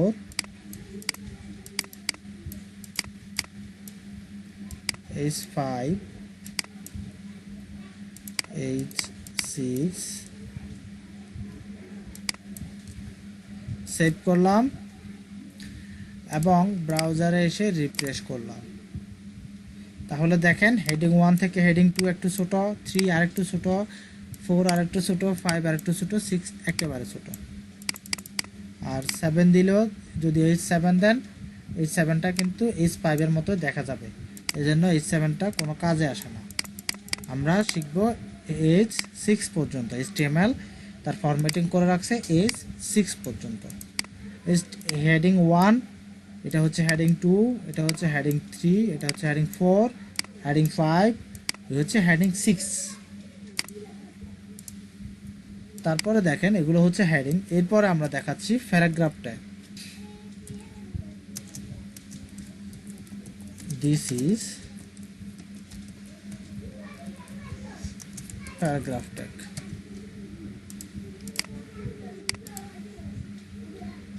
this is paragraph tag, already দেখা যাচ্ছে, এইটাকে বলা হয় প্যারাগ্রাফ ট্যাগ। এখন আরেকটা কথা, সেটা হচ্ছে আমি যদি এইভাবে কোনো ট্যাগের ভিতরে না দিই, যদি কোনো ট্যাগস লিখে ফেলি, তাহলে কিন্তু এটাও ব্রাউজারে প্যারাগ্রাফ হিসাবে দেখা যাচ্ছে, কিন্তু প্যারাগ্রাফের মতোই দেখা যাচ্ছে। কোনো কিছু আমি কোনো ট্যাগকে আমি মার্ক করি নাই। তো যদি মার্ক না করি, মার্ক করা হয় কেন, HTML কেন ব্যবহার করা হচ্ছে? আমি তো এমনিতে যদি আমার HTML ফাইল আমি কোনো কিছু ফরম্যাটিং করলাম না, যদি আমি লিখে ফেলি দিস ইজ, লিখলাম, লেখার পর আমি এটাকে রিফ্রেশ করি, তাহলে কিন্তু এখানে দেখা যাচ্ছে। কারণ কথা হচ্ছে আমি তো কোনো ট্যাগই লিখলাম না, আমি কোনো কিছুই লিখলাম না, আমার এটা সুন্দরভাবে দেখা যাচ্ছে। তাহলে আমার এত ফরম্যাটিং শেখার দরকার কি, ট্যাগ শেখার দরকার কি, HTML পুরোটা শেখার কি প্রয়োজন? আপনাদের কি এই কোশ্চেনটা আসে না?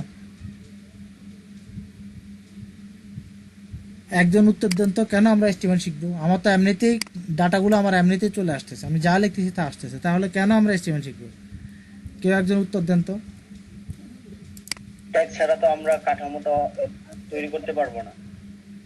কাঠামো কেন আমরা তৈরি করবো? এটা কাঠামো হচ্ছে যদি অন্য কেউ এই ভিডিও যদি এটা এডিট করে সেক্ষেত্রে বুঝতে পারবে যে এটা ঠিক মানে তো সে বুঝতে পারতেছে না।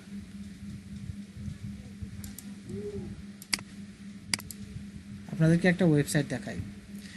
ওয়েবসাইটটা মূলত এডিট টু, তারপরে স্ল্যাশ ইকমেরটা, হ্যাঁ ইকম না,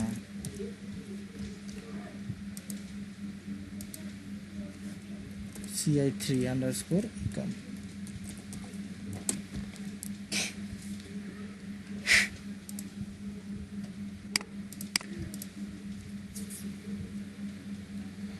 কেউ কোনো সঠিক উত্তর দিতে পারলেন না যে কেন আমরা HTML শিখবো, কেন ট্যাগ করব, কেন ফরম্যাটিং করব, কি প্রয়োজন? আচ্ছা, আপনি একজন মনে হয় উত্তর দিচ্ছেন যে আমরা যদি অন্য কোনো এডিটর যাতে বুঝে সেই জন্য আমরা ট্যাগ লিখব। সেটা হচ্ছে কোড ইন্ডেন্টেশন, সেটাকে কোড ইন্ডেন্টেশন বলা হয়। সেটা আমি বুঝাচ্ছি কিছুক্ষণ পরে, সে টপিকটা আসতেছে কিছুক্ষণ পরে। এখন জিজ্ঞেস করলাম যে কেন আমরা HTML শিখব, কি দরকার? আমরা যদি HTML কোনো ট্যাগ নাও লিখি, কোনো ফরম্যাটিং নাও লিখি, তাহলে কিন্তু আমার ব্রাউজারে খুব সুন্দরভাবেই কিন্তু আমার দেখা যাচ্ছে, এই যে লেখাগুলো আমার দেখা যাচ্ছে। নির্দিষ্টভাবে তো জিনিসটা আসবে না যদি আমরা ট্যাগ না দিই। এই যে দেখেন এই দেখা ওয়েবসাইটটাতে, যাচ্ছে কিন্তু নির্দিষ্টভাবে হ্যাঁ এই ওয়েবসাইটটাতে দেখেন, জি এই ওয়েবসাইটটাতে দেখেন, এটা কিন্তু লগো আমার বাম পাশে আছে, এটাও কিন্তু বাম পাশে আছে, কোনো সমস্যা নেই।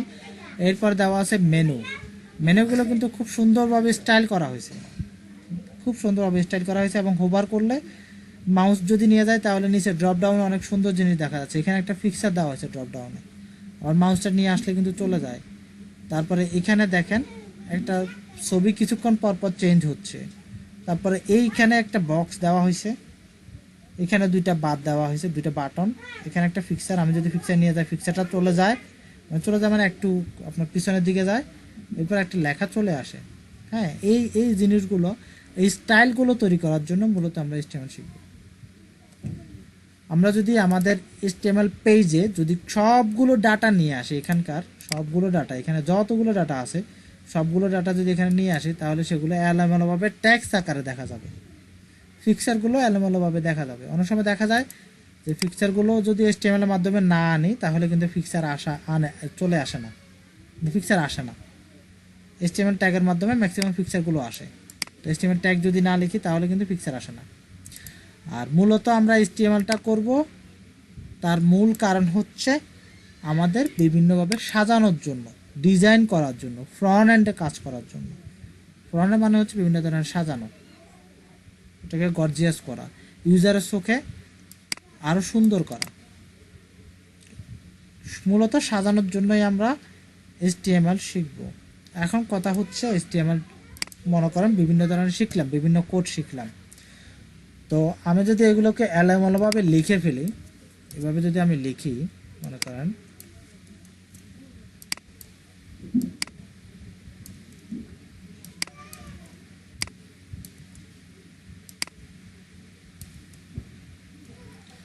এভাবে যদি লিখি, তাহলে আমার বোঝা যাচ্ছে না যে কোন ট্যাগের ভিতরে কোন ট্যাগ আছে, মানে নেস্টেড ট্যাগ যেটাকে বলে, কোন ট্যাগের ভিতরে কোন ট্যাগ আছে। যেমন HTML ট্যাগের ভিতরে কিন্তু হেড ট্যাগ আছে, তাহলে এটা কিন্তু বোঝা যাচ্ছে না। অন্য কোনো প্রোগ্রামার যদি আসে, যেমন এখানে দেখেন আমার এই ট্যাগটাতে, এখানে HTML ট্যাগের ভিতরে কিন্তু হেড ট্যাগটা আছে, এটা কিন্তু ইন্ডেন্ট করা নাই। হেড ট্যাগের ভিতরে কিন্তু টাইটেল আছে, এটা কিন্তু ইন্ডেন্ট করা নাই। তো যিনি আমাকে এটা দিচ্ছেন ওনাকে আমি অনেক কিছু বকা দিছি যে আপনি কি আসলে ভালো ডিজাইনার নাকি মস্কারি করতে আসছেন, ওনাকে আমি অনেক কিছুই বলছি। তো এরকম সবাই বলবে, আপনি যদি এভাবে ইন্ডিয়ান না করেন বা কোড যদি আপনি সুন্দরভাবে না সাজাই নেন, তাহলে আপনাকে ম্যাক্সিমাম লোক বকা দিবে। এটা আপনাকে কোডটা ইন্ডিয়ান করতে হবে, মানে অন্য প্রোগ্রামার যাতে অন্য কেউ কোডটা এডিট করার সময় সে বুঝতে পারে যে আমার কোন ট্যাগের পরে কোন ট্যাগের ভিতরে কোন ট্যাগ দেওয়া আছে। এই সাজানোটাকে বলা হয় ইন্ডেন্টেশন। যেমন HTML ট্যাগের ভিতরে, HTML শুরু করছি শেষ করছি, এই ট্যাগের ভিতরে হেড ট্যাগটা আছে, হেড ট্যাগ শুরু করছি শেষ করছি, হেড ট্যাগের ভিতরে কিন্তু টাইটেল ট্যাগ আছে। এরপরে হেড ট্যাগের পরে কিন্তু বডি ট্যাগ আছে। এজন্য আমরা হেড ট্যাগ যেই বরাবর দেওয়া হয়েছে, যেই লাইনে, বডি ট্যাগটাও সেই লাইনেই দিছি। আর যদি আমরা কি করতাম, এখানে হেড ট্যাগের ভিতরে যদি বডি ট্যাগটা যদি ভিতরে ঢুকাই দিতাম, তাহলে কিন্তু এটা ওই লাইন থেকে 4 স্পেস, মানে 4টা স্পেস, 1টা 2টা 3টা 4টা স্পেস সরাই দিতাম, ডান পাশে 4টা স্পেস সরাই দিতাম। যেই ট্যাগটা শুরু এবং শেষ করছি, সেই ট্যাগের ভিতরে যদি কোনো ট্যাগ থাকে, সেই ট্যাগটাকে আমরা 4টা স্পেস ডান পাশে সরাই দিব, 1টা 2টা 3টা 4টা। স্যার ট্যাব দিলেই তো হয়ে যায়। হ্যাঁ, একটা ট্যাব দিলেও হয়ে যায়, একটা ট্যাব দিলে হয়ে যায়।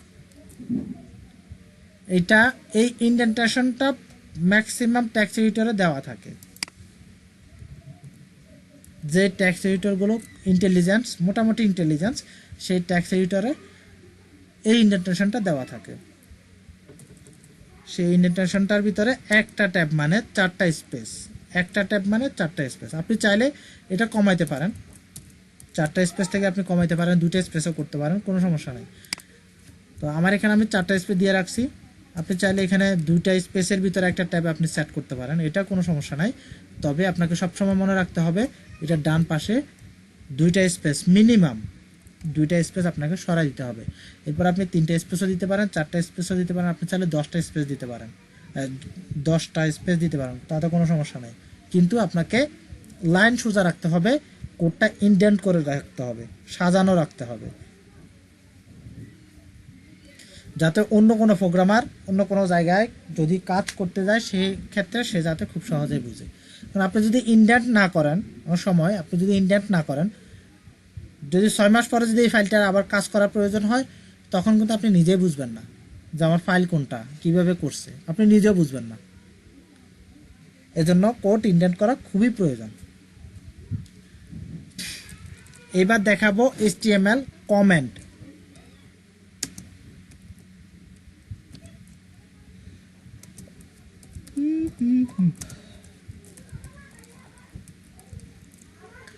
HTML comments. HTML কমেন্টসটা মূলত এভাবেই লেখা হয়। আর কমেন্টসটা কি জিনিস? কমেন্টসটা হচ্ছে আমার কোনো অংশ, যেমন এখানে দেখেন, এই প্রজেক্টটাতে দেখেন উনি অনেকগুলো কমেন্টস লিখছে। এই যে আমার মেনুটা এখানে লিঙ্ক আপ করতেছে, মেগা মেনু, এখানে দেখেন মেনুটা লিঙ্ক আপ করছে এবং মেনুটা স্কিপ দিয়ে এখানে স্ক্রিপ্টে জাভাস্ক্রিপ্টে ফাইলে মেগা মেনু এখানে সিলেক্ট করছে। এই জন্য এখানে সে কমেন্ট লিখছে স্টার্ট মেনু, এখানে লিখছে এন্ড মেনু, মানে মেনু এন্ড। তারপরে ও একটি স্পেলিং ভুল করছে, এখানে হবে মেনু স্টার্ট মেনু এন্ড। তারপরে স্ক্রলিং, টপ স্ক্রলিং দিছে যেটা, আচ্ছা এটা না দেখায়, হেডার সেকশন, হেডার মেনু এখানে স্টার্ট করা হয়েছে, হেডার মেনু এখানে গিয়ে কোথায় শেষ করা হয়েছে, এই যে হেডার মেনু এখানে শেষ করছে, এখানে মেনু লিখে রাখছে।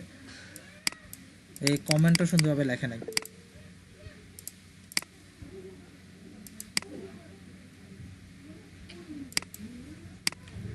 আর কমেন্টটা হচ্ছে মূলত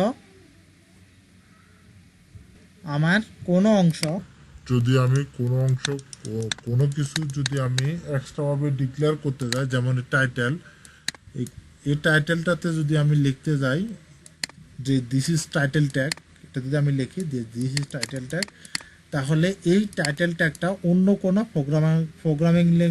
প্রোগ্রামার যদি এটাতে কাজ করতে যায়, তাহলে সে যাতে বুঝে যে এই ট্যাগটা আমি কী জন্য ব্যবহার করছি, এই জন্য এখানে একটা কমেন্ট রাখা বা এটাকে রাপ রাখা, এটাকে বলা হয় রাপ রাখা।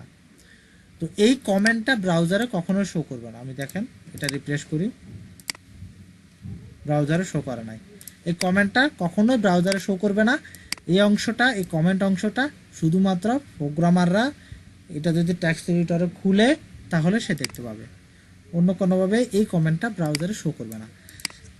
আর এই কমেন্টটা লেখা হয় মূলত আপনার প্রজেক্টে বা আপনার পেজে যদি আপনি অন্য কেউ যদি আপনার কাজ করতে যায় বা বিভিন্ন অংশগুলোকে আপনি উজ্জ্বল করার জন্য, বিভিন্ন অংশগুলোকে আপনি সিলেক্ট করে রাখার জন্য কমেন্ট করা হয়, আলাদা করার জন্য, এটাকে দেখায় দেওয়ার জন্য, ইনস্ট্রাকশন দেওয়ার জন্য কমেন্ট করা হয়। তো এইরকম কমেন্ট করে বিভিন্ন আপনার যতগুলো পেজ আছে, যদি পেজটা অনেক বড় হয় বা আপনার যে প্রজেক্ট যদি আপনি বড় বড় প্রজেক্টে কাজ করতে যান, সেক্ষেত্রে বড় বড় প্রজেক্টের ক্ষেত্রে আপনি কমেন্টস অবশ্যই আপনাকে করতে হবে। যদি কমেন্ট না করেন দেখা যাবে 6 মাস পরে বা 8 মাস পরে আপনি নিজেই আপনার কোড বুঝতে পারবেন না। যেমন আমি গত 1.5 বছর ধরে একটা প্রজেক্ট তৈরি করতেছি। তো এই প্রজেক্টটা মাঝখানে 6 মাস বন্ধ রাখছিলাম, একটা ইনহাউস ডেভেলপমেন্ট পাইছিলাম, এই জন্য প্রজেক্টটা আমি বন্ধ করে রাখছিলাম। 6 মাস পরে যখন আমি আমার আবার প্রজেক্টে আমি কাজ করতে যাচ্ছি, তখন কিন্তু ম্যাক্সিমাম জিনিস আমি বুঝতে পারতেছি না, কারণ কমেন্ট করা নাই। তো এটাকে আবার 15 দিন ধরে আমি রিভাইজ দিছি, কোন ডেভেলপিং মোডে যাই না, এটাকে আবার 15 দিন ধরে আমি রিভাইজ দিছি, কোথায় কি কাজ করছি, কোথায় কোন ফাইলে কি কাজ করছে, এগুলো আমি আবার আমার মাথায় ব্রেনটে আবার সেট করতে হয়েছে। এই জন্য আমি সাজেস্ট করব আপনি যে কোনো পেজ তৈরি করার সময়, যে কোনো প্রজেক্ট তৈরি করার সময় অবশ্যই আপনি কমেন্ট আউটে আপনার বিভিন্ন অংশগুলোকে আলাদা করবেন, বিভিন্ন অংশগুলোকে আপনি সিলেক্ট করবেন কমেন্টের মাধ্যমে, যাতে আপনি নিজেও উপকৃত হন আর আপনার প্রজেক্টটা যদি অন্য কোনো প্রোগ্রামার কাজ করে সেই ক্ষেত্রে যাতে সেও বুঝতে পারে যে এই অংশে কি কাজ করা হয়েছে। আপনাদেরকে একটা ব্যাকএন্ডের কাজ দেখাই।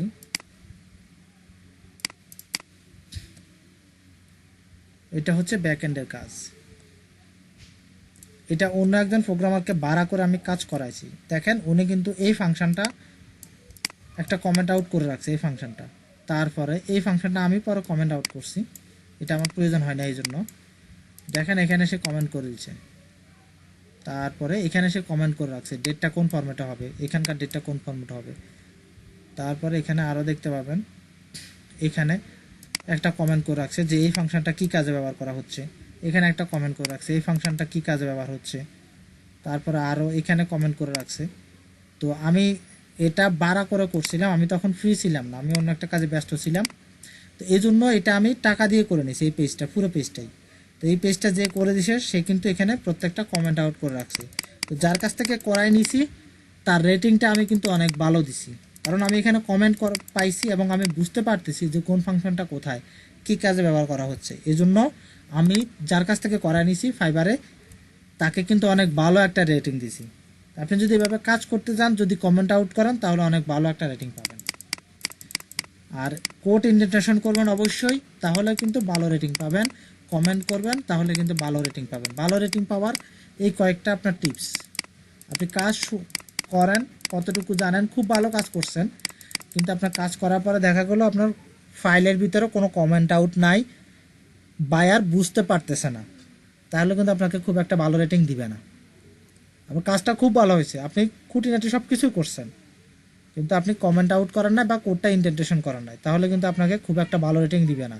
কারণ আমি যেটা করছি বায়ারকে তো সেটা বুঝতে হবে, এই কোডগুলো বায়ারকে তো বুঝতে হবে। বায়ারই যদি না বুঝে বা সে যদি বুঝতে তার সময় চলে যায়, তাহলে তো সে আপনাকে গালি দিবেই, সে আপনাকে খারাপ কমেন্ট দিবে, হয়তো বা আপনাকে না পারতে একটা রেটিং দিতে পারে, সামান্য একটা আপনাকে টপিক দিতে পারে, কিন্তু পাঁচটা রেটিং পাওয়ার জন্য আপনাকে কমেন্ট আউট, কোড ইন্ডেন্টেশন এই দুটো অবশ্যই আপনাকে করতে হবে।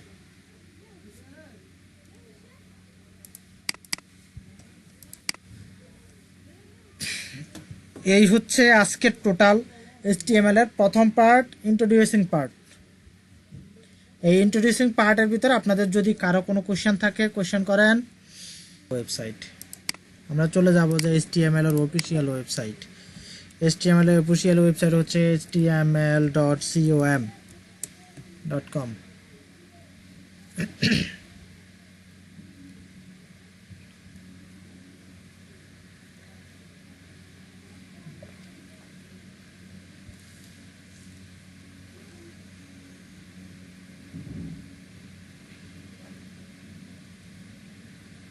লোড হইতে এত সময়, ব্যাপারটা কি?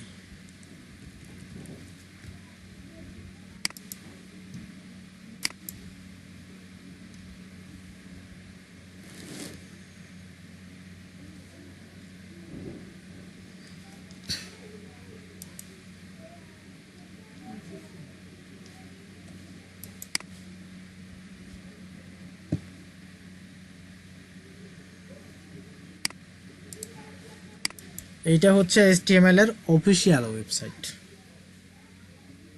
আপনারা চাইলে এখান থেকে HTML শিখতে পারেন। HTML এখান থেকে HTML এর বিভিন্ন ট্যাগ সম্পর্কে জানতে পারবেন। html.com/tags ট্যাগস লিখলে HTML এর যতগুলো ট্যাগ আছে, HTML এর যতগুলো ট্যাগ রিলিজ করছে প্রত্যেকটা ট্যাগ ওখানে দেখতে পাবেন। এই যে দেখেন এখানে প্রত্যেকটা ট্যাগ দেওয়া হয়েছে, প্রত্যেকটা ট্যাগ এখানে দেখতে পাবেন। তার পাশাপাশি এখানে এই ট্যাগটা কি কাজে ব্যবহার করা হয় সেটাও এখানে লিখে দেওয়া হয়েছে,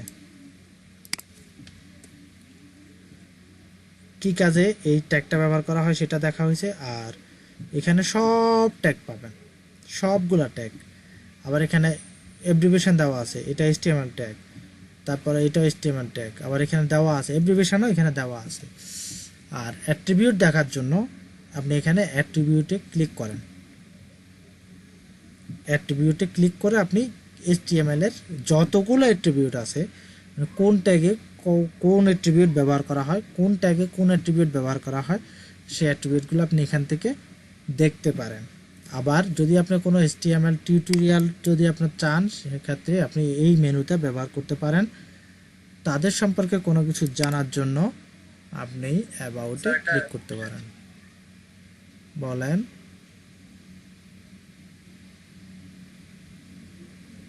কি কোশ্চেন ছিল বলেন?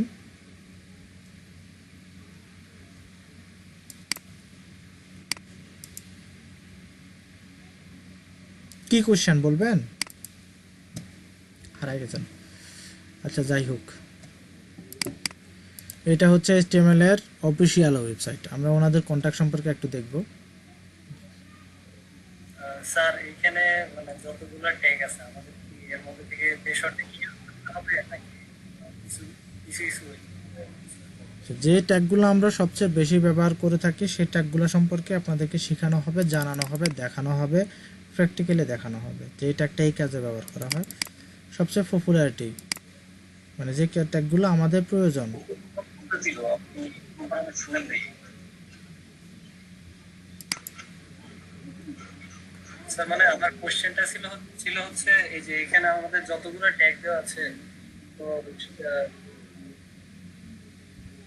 আপনি কোশ্চেনটা পুরোপুরি আসতেছে না, একটু মিউট করে দিচ্ছেন মনে হয়।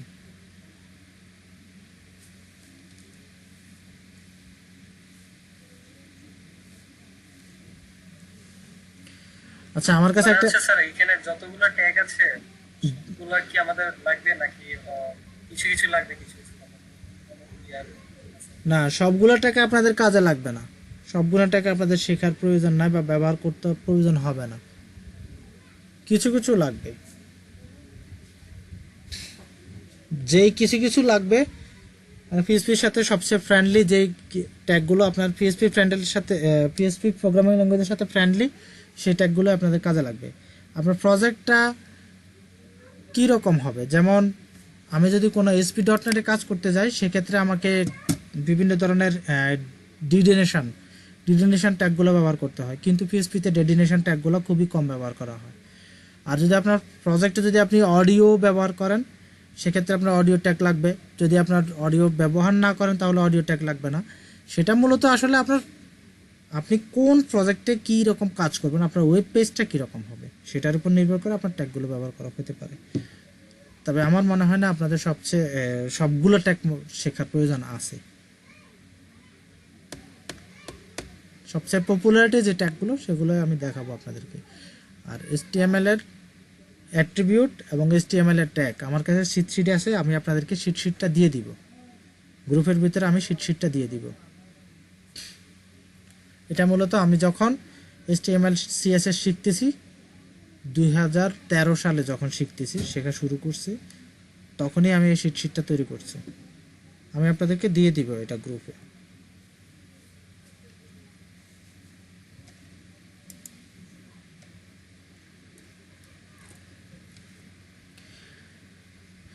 আমরা এখন দেখব অ্যাট্রিবিউট কি জিনিস এবং অ্যাট্রিবিউট ভ্যালু কি জিনিস। এইটা হচ্ছে ট্যাগ শুরু এবং এই অংশটা হচ্ছে ট্যাগ শেষ। এইবার আমি যদি এখানে কোনো কিছু লিখি, এই ক্লাস হচ্ছে একটা অ্যাট্রিবিউট এবং কোটেশনের ভিতরে যা লিখব সেটা হচ্ছে একটা অ্যাট্রিবিউটের ভ্যালু। ক্লাসটা হচ্ছে অ্যাট্রিবিউট এবং কোটেশনের ভিতরে যেটা লিখব সেইটা হচ্ছে অ্যাট্রিবিউট ভ্যালু। তো আমার এই ট্যাগের ভিতরে আমি চাইলে অনেকগুলো অ্যাট্রিবিউট লিখতে পারি।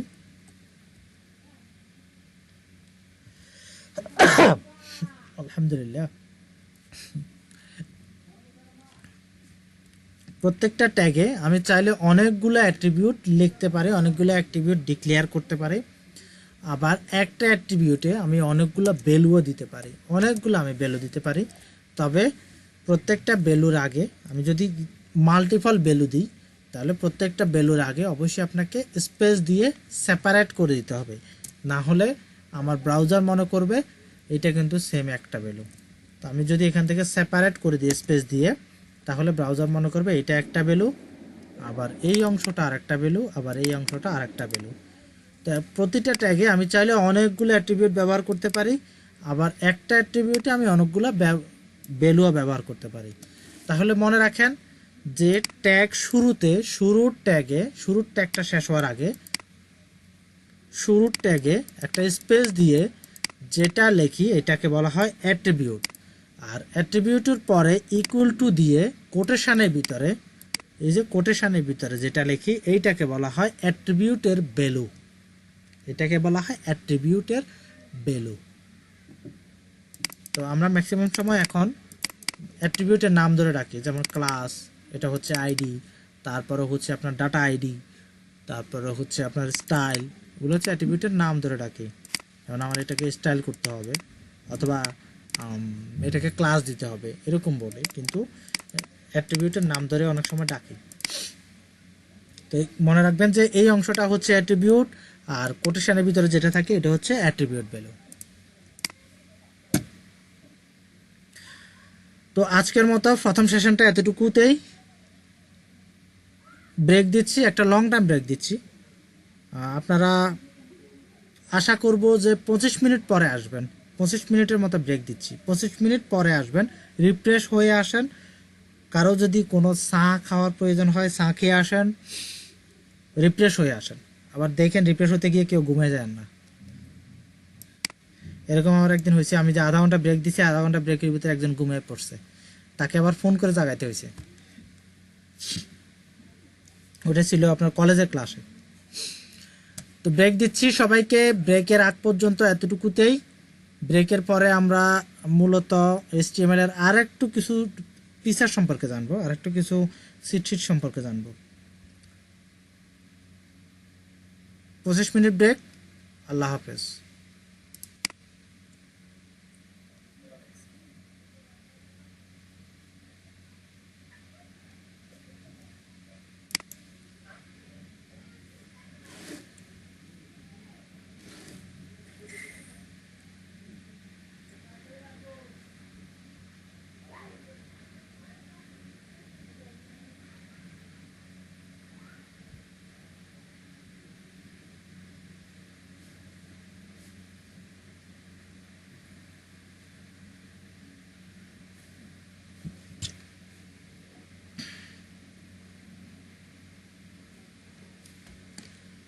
আমি শুরু করতেছি। তো আমরা দেখছি আমাদের HTML প্যারাগ্রাফ ট্যাগ পর্যন্ত আমরা দেখছিলাম। এরপরে আমরা এখন দেখব কিভাবে একটা ইমেজ আমাদের পেজে অ্যাড করতে হয়। আমাদের পেজটা কই?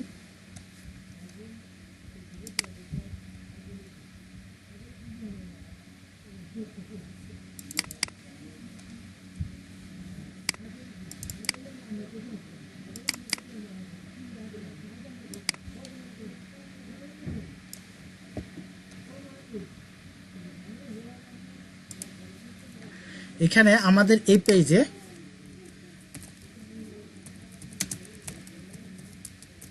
পেজে আমরা একটা ইমেজ অ্যাড করব। দেখা যাচ্ছে না স্যার। শেয়ার হয় নাই?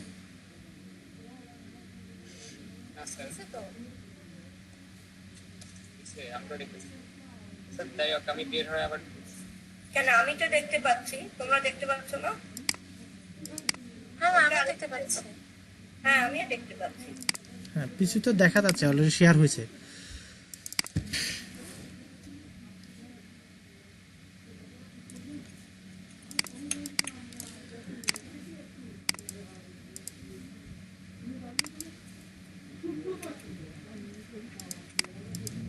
আচ্ছা, আমরা আমাদের এই পেজে আমরা একটা ইমেজ অ্যাড করব। আমরা একটা ইমেজ অ্যাড করার জন্য আমাদের ফাইল যেখানে আছে, ওই পেজটা যেখানে আছে, ওই পেজের পাশাপাশিতে আমরা অন্য একটা ইমেজ নিয়ে আসি। আমরা একটা ইমেজ নিয়ে আসি এখানে।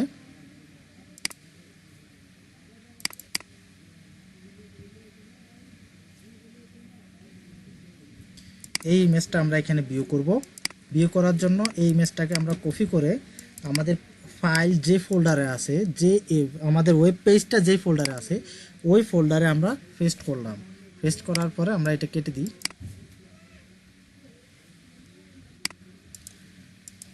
ইমেজ অ্যাড করার জন্য HTML এর ট্যাগ হচ্ছে img লিখে এরপরে src অ্যাট্রিবিউট দিতে হবে। src অ্যাট্রিবিউট দেওয়ার পরে ইকুয়াল টু দিয়ে কোটেশনের ভিতরে ইমেজের নেম আননেম ডট, এই ইমেজের নেমটা এটা পুরোটা আমরা কপি করি। কপি করার পরে আমাদের srcর ভিতরে আমরা দিয়ে দিই। দিয়ে সেভ করে যদি আমরা ভিউ করি তাহলে দেখা যাবে আমাদের ইমেজটা চলে আসছে। এখন আমাদের ইমেজটাকে যদি আমরা ছোট বড় করতে যাই, সেই ক্ষেত্রে আমাদের এই ট্যাগের অ্যাট্রিবিউট আমরা চেঞ্জ করে দিব। যেমন উইথ যদি আমরা 100 পিক্সেল দিই এবং হাইট আমরা 100 পিক্সেল দিব। এরপরে সেভ করব। সেভ করার পরে আমাদের ব্রাউজারটা আমরা আবার রিফ্রেশ করি, তাহলে দেখা যাবে আমাদের ইমেজটা ছোট হয়ে গেছে। এখন আমরা যদি এখানে যদি 200 পিক্সেল দিই, হাইট যদি 200 পিক্সেল দিই, তাহলে দেখা যাবে আমাদের ইমেজটা আবার আগে থেকে আরেকটু বড় হয়ে গেছে। এভাবে আমরা একটা ইমেজ অ্যাড করে ইমেজটাকে আমরা আমাদের মতো করে সাজিয়ে ছোট বড় করে নিতে পারবো। এরপরে হচ্ছে অ্যাঙ্কর ট্যাগ। অ্যাঙ্কর ট্যাগ মানে আমরা আমাদের ওয়েব পেজ থেকে আমরা যদি অন্য কোনো ওয়েব পেজে মানে গুগল অথবা ফেসবুক কোনো একটা বাটন ক্লিক করে গুগল অথবা ফেসবুক অথবা অন্য কোনো ওয়েব পেজে যদি আমরা চলে যেতে চাই, সেই বাটন অথবা এই লেখার চলে যাওয়ার জন্য যে অপশানে ক্লিক করতে হয় তাকে বলা হয় অ্যাঙ্কর ট্যাগ। এই অ্যাঙ্কর ট্যাগ করার জন্য আমরা প্রথমে এ ট্যাগ নিব। এই ট্যাগটাকে আমরা শেষ করি এবং এখানে লিখব গো টু গুগল। এই লেখাটা আমাদের ব্রাউজারে দেখা যাবে। এরপর আমরা এখানে অ্যাট্রিবিউট লিখব href ইকুয়াল টু কোটেশনের ভিতরে আমরা যেই অ্যাড্রেসে আমরা চলে যেতে চাচ্ছি সেই অ্যাড্রেসটা এখানে দিয়ে দিব, google.com। এটা সেভ করলাম। সেভ করার পরে আমরা ব্রাউজারে রিলোড করলে দেখা যাবে এখানে গো টু গুগল এখানে লেখাটা আসতেছে এবং এই লেখাটার উপরে যদি আমরা মাউসটা নিয়ে যাই তাহলে মাউসের পয়েন্টার অপশানটা এখানে চেঞ্জ হয়ে গেছে। চেঞ্জ হয়ে এটা হার্টের অপশানে চলে আসছে, হাত। এখন এখানে যদি আমরা ক্লিক করি তাহলে দেখতে পাবেন যে আমরা অন্য একটা ওয়েবসাইটে মানে গুগলে আমরা এখানে যেই লিঙ্কটা দিছি ওই লিঙ্কে আমরা চলে যাচ্ছি। অলরেডি আমরা ওখানে চলে আসছি।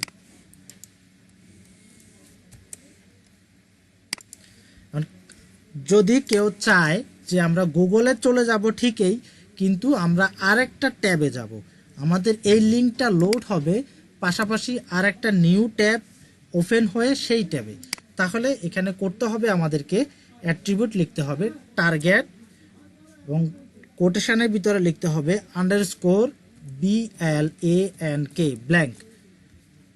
অ্যাট্রিবিউট ভ্যালু দিতে হবে আন্ডারস্কোর ব্ল্যাঙ্ক, অ্যাট্রিবিউট লিখতে হবে টার্গেট। তাহলে আমরা সেভ করি, সেভ করার পরে আমাদের পেজটা আমরা আর একটু রিলোড করি।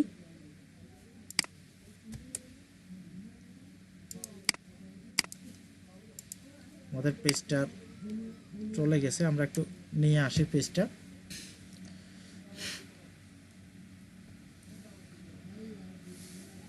হ্যাঁ, দেখা যাচ্ছে। এবং এখন যদি আমরা এই গো টু গুগলের উপরে যদি ক্লিক করি তাহলে দেখতে পাবেন আগের পেজটা ঠিকই আছে, কিন্তু পাশাপাশি আর একটা ট্যাব ওপেন হয়ে ওই লিঙ্কটা লোড হচ্ছে, ওই লিঙ্কটা লোড হয়ে গেছে। তো আমরা অ্যাঙ্কর ট্যাগের মাধ্যমে আমাদের পেজ থেকে আমরা অন্য একটা পেজে, অন্য কোনো পেজে চলে যেতে পারবো অ্যাঙ্কর ট্যাগের মাধ্যমে। আর অ্যাঙ্কর ট্যাগ লেখার নিয়ম হচ্ছে, প্রথমে আমরা এ ট্যাগ লিখব, এই ট্যাগটা শেষ করে দিব। তারপরে এই ট্যাগ শুরুতে আমরা অ্যাট্রিবিউট লিখব HREF, এবং HREF এর অ্যাট্রিবিউটের ভ্যালু হবে আমরা যে লিঙ্কে যেতে চাচ্ছি সেই লিঙ্কটা। এবং যদি আমরা নতুন কোনো ট্যাব খুলে যদি লিঙ্কে যেতে চাই তাহলে অ্যাট্রিবিউটটা হবে টার্গেট, টার্গেটের ভ্যালুটা হবে আন্ডারস্কোর ব্ল্যাঙ্ক। এই হচ্ছে অ্যাঙ্কর ট্যাগ।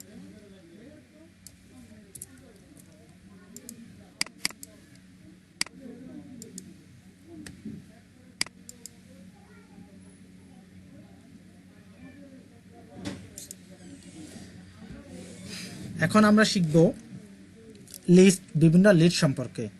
লিস্ট মূলত আমরা দুই ধরনের লিস্ট শিখে থাকি, যেটা হচ্ছে আনঅর্ডার লিস্ট, একটা হচ্ছে আনঅর্ডার লিস্ট, আর একটা হচ্ছে অর্ডার লিস্ট। তো আনঅর্ডার লিস্ট হচ্ছে লিস্টের, আচ্ছা প্রথমে অর্ডার লিস্টটা শিখাই তারপর আনঅর্ডার লিস্টে। অর্ডার লিস্টটা হচ্ছে 1 ডট, এরপরে কোনো একটা প্যারাগ্রাফ লিখে তারপরে লিস্টটা 2 ডট, এরপরে কোনো একটা প্যারাগ্রাফ, এরপরে আরেকটা লিস্ট শুরু হয়ে 3 ডট। মানে অর্ডার লিস্টটা হচ্ছে আমার অর্ডার করা 1 2 3 4 5 এভাবে অর্ডার করাটাকে, অর্ডার দিয়ে শুরুটা করাটাকেই অর্ডার লিস্ট বলে। যেই লিস্টের শুরুটা অর্ডার করা হয় মানে সাজানো হয় বিভিন্ন সংখ্যা দিয়ে অথবা লেটার দিয়ে অথবা রোমান সংখ্যা দিয়ে সাজানো হয় তাকে অর্ডার লিস্ট বলে।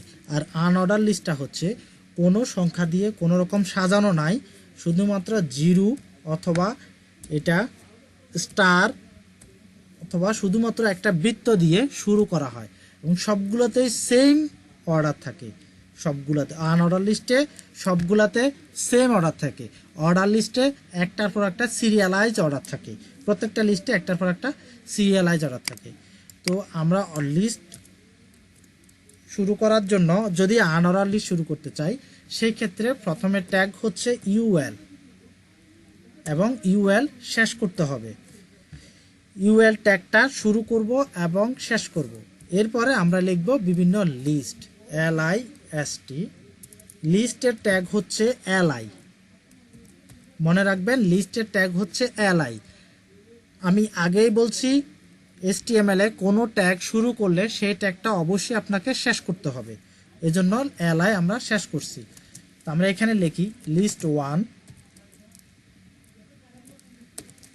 তারপরে লিস্টটা লিখি লিস্ট 2,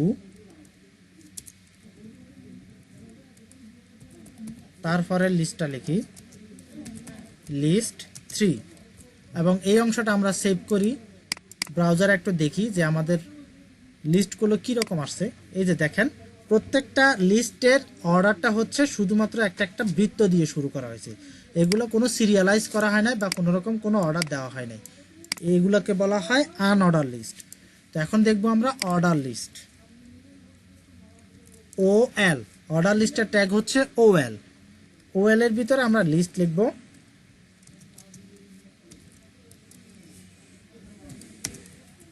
ওয়ান লিস্ট, একটু চেঞ্জ করে দিই আগের লেখাটা, 2 লিস্ট, আরেকটা লিখি, 3টা লিস্ট লিখব, 3 লিস্ট। সেভ করি, এখন ব্রাউজারে রিফ্রেশ করি। এই যে অর্ডার লিস্ট দেখা যাচ্ছে। আচ্ছা পাশের 1 2 এগুলো একটু তুলে দিই, এগুলোর জন্য বুঝতে হয়তো আপনাদের অসুবিধা হইতে পারে।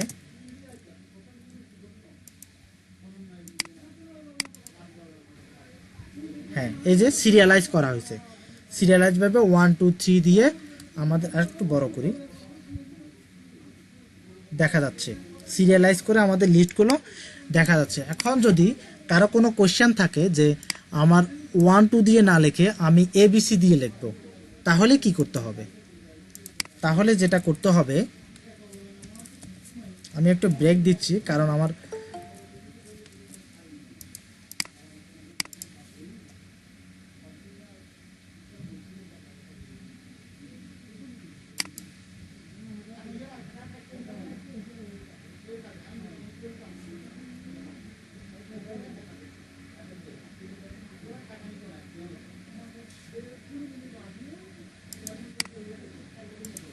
এখানে আমি কয়েকটা ব্রেক দিচ্ছি কারণ আমার লেখাগুলো একবারে ব্রাউজারের সর্বশেষে দেখা যাচ্ছে, যাতে একটু উপরে দেখা যায়। হ্যাঁ, এখন দেখা যাচ্ছে, মিডলে দেখা যাচ্ছে। তো আমরা এখানে যে আমাদের লিস্ট টাইপ লিখবো, লিস্ট অ্যাট্রিবিউট হচ্ছে টাইপ। এখন এই টাইপে যদি আমরা 1 2 লিখি তাহলে আমাদের এই লিস্টগুলো 1 2 দিয়ে সিরিয়ালাইজ করা হবে। এখন এই লিস্ট টাইপে ডিফল্টলিভাবে 1 2 থাকে। লিস্ট টাইপে আমরা যদি ছোট হাতের A লিখে এবং সেভ করি, যদি ব্রাউজার রিফ্রেশ করি তাহলে দেখবেন এখানে ছোট হাতের ABC দিয়ে সিরিয়ালাইজ করা হচ্ছে, মানে ছোট হাতের অ্যালফাবেট দিয়ে সিরিয়ালাইজ করা হচ্ছে। এখানে যদি আমরা বড় হাতের A দিই, সেভ করি এবং ব্রাউজার যদি আমরা রিফ্রেশ করি তাহলে দেখা যাবে যে এখানে বড় হাতের অ্যালফাবেট ক্যাপিটাল লেটার দিয়ে এখানে সিরিয়ালাইজ করা হচ্ছে। আর যদি এখানে আমরা রোমান সংখ্যা দিই তাহলে এখানে লিখতে হবে ছোট হাতের I। যদি রোমান সংখ্যা লিখি তাহলে মনে রাখবেন, যদি রোমান সংখ্যা লিখি তাহলে এখানে দিতে হবে ছোট হাতের I। আমরা লিস্টগুলোকে আর একটু বাড়াই নিই,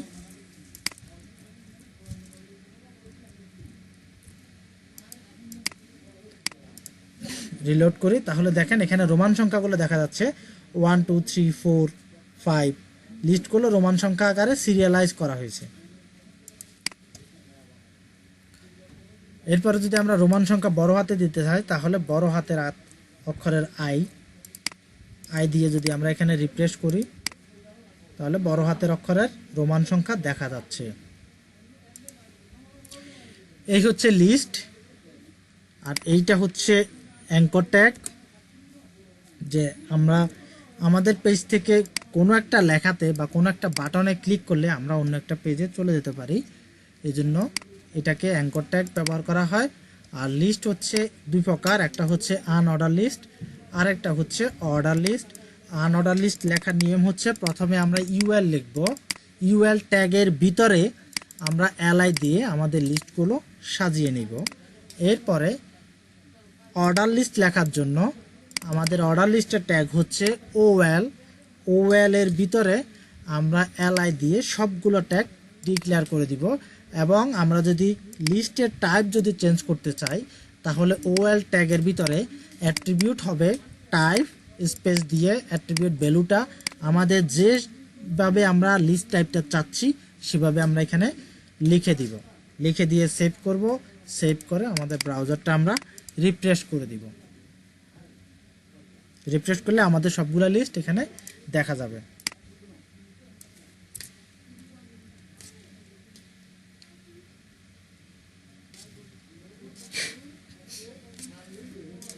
এই হচ্ছে আজকের কোর্স মডিউল। এই পর্যন্ত যদি কারো কোনো কোশ্চেন থাকে বা কেউ যদি কোনো অংশ না বুঝেন তাহলে কোশ্চেন করেন, আমি সাথে সাথে বুঝাই দিব। কেউ যদি কোনো অংশ না বুঝে থাকেন তাহলে কোশ্চেন করেন।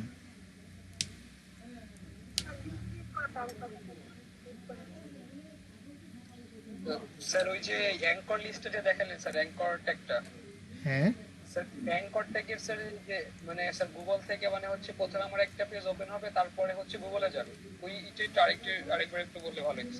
আচ্ছা ঠিক আছে, এটা আমি আবার বুঝাই অ্যাঙ্কর দিচ্ছি। ট্যাগটা নিয়ে স্যার। আচ্ছা অ্যাঙ্কর ট্যাগটা আবার বুঝাই দিচ্ছি। আর কোনো কোশ্চেন? জি জি ম্যাম। আপনি কি ওদেরকে ভিডিও এটা করাচ্ছেন, লেকচার শিটের মতো কিছু দিচ্ছেন এরকম? না ম্যাম, কোনো লেকচার শিটের মতো দিচ্ছে না, এটা ভিডিও এটা একটু করতেছে। দিলে মনে হয় ভালো হতো ওদের জন্য, তাইলে ওরা মনে করেন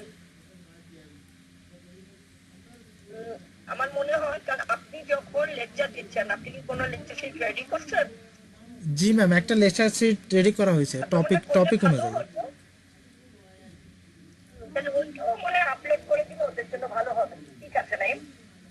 জি ম্যাম। হইলে পর মনে করেন ওরাও ইন্টারেস্ট পাবে, যদি না বুঝে আসবেন আইটেমের সাথে শেয়ার করে পরে আপনার সাথে ডিসকাস করতে পারবে যে জিনিসগুলো বুঝতে পারছেন না। ঠিক আছে?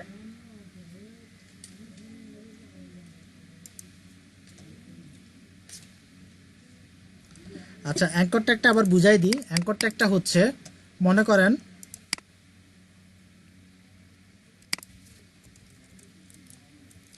এখানে একটা বাটন থাকবে, বাটনে যদি লেখা থাকে গো টু গুগল, মানে আমি বোঝাতে চাচ্ছি যে আমার এখানে যদি কোনো বাটন থাকে, বাটনে ক্লিক করে আমি গুগলে যেতে চাচ্ছি বা অন্য কোনো ওয়েব পেজে যেতে চাচ্ছি। যেমন সহজভাবে দেখাই, আপনারা আরও সহজভাবে বুঝতে পারবেন। আমি একটা লাইভ প্রজেক্ট দেখাচ্ছি।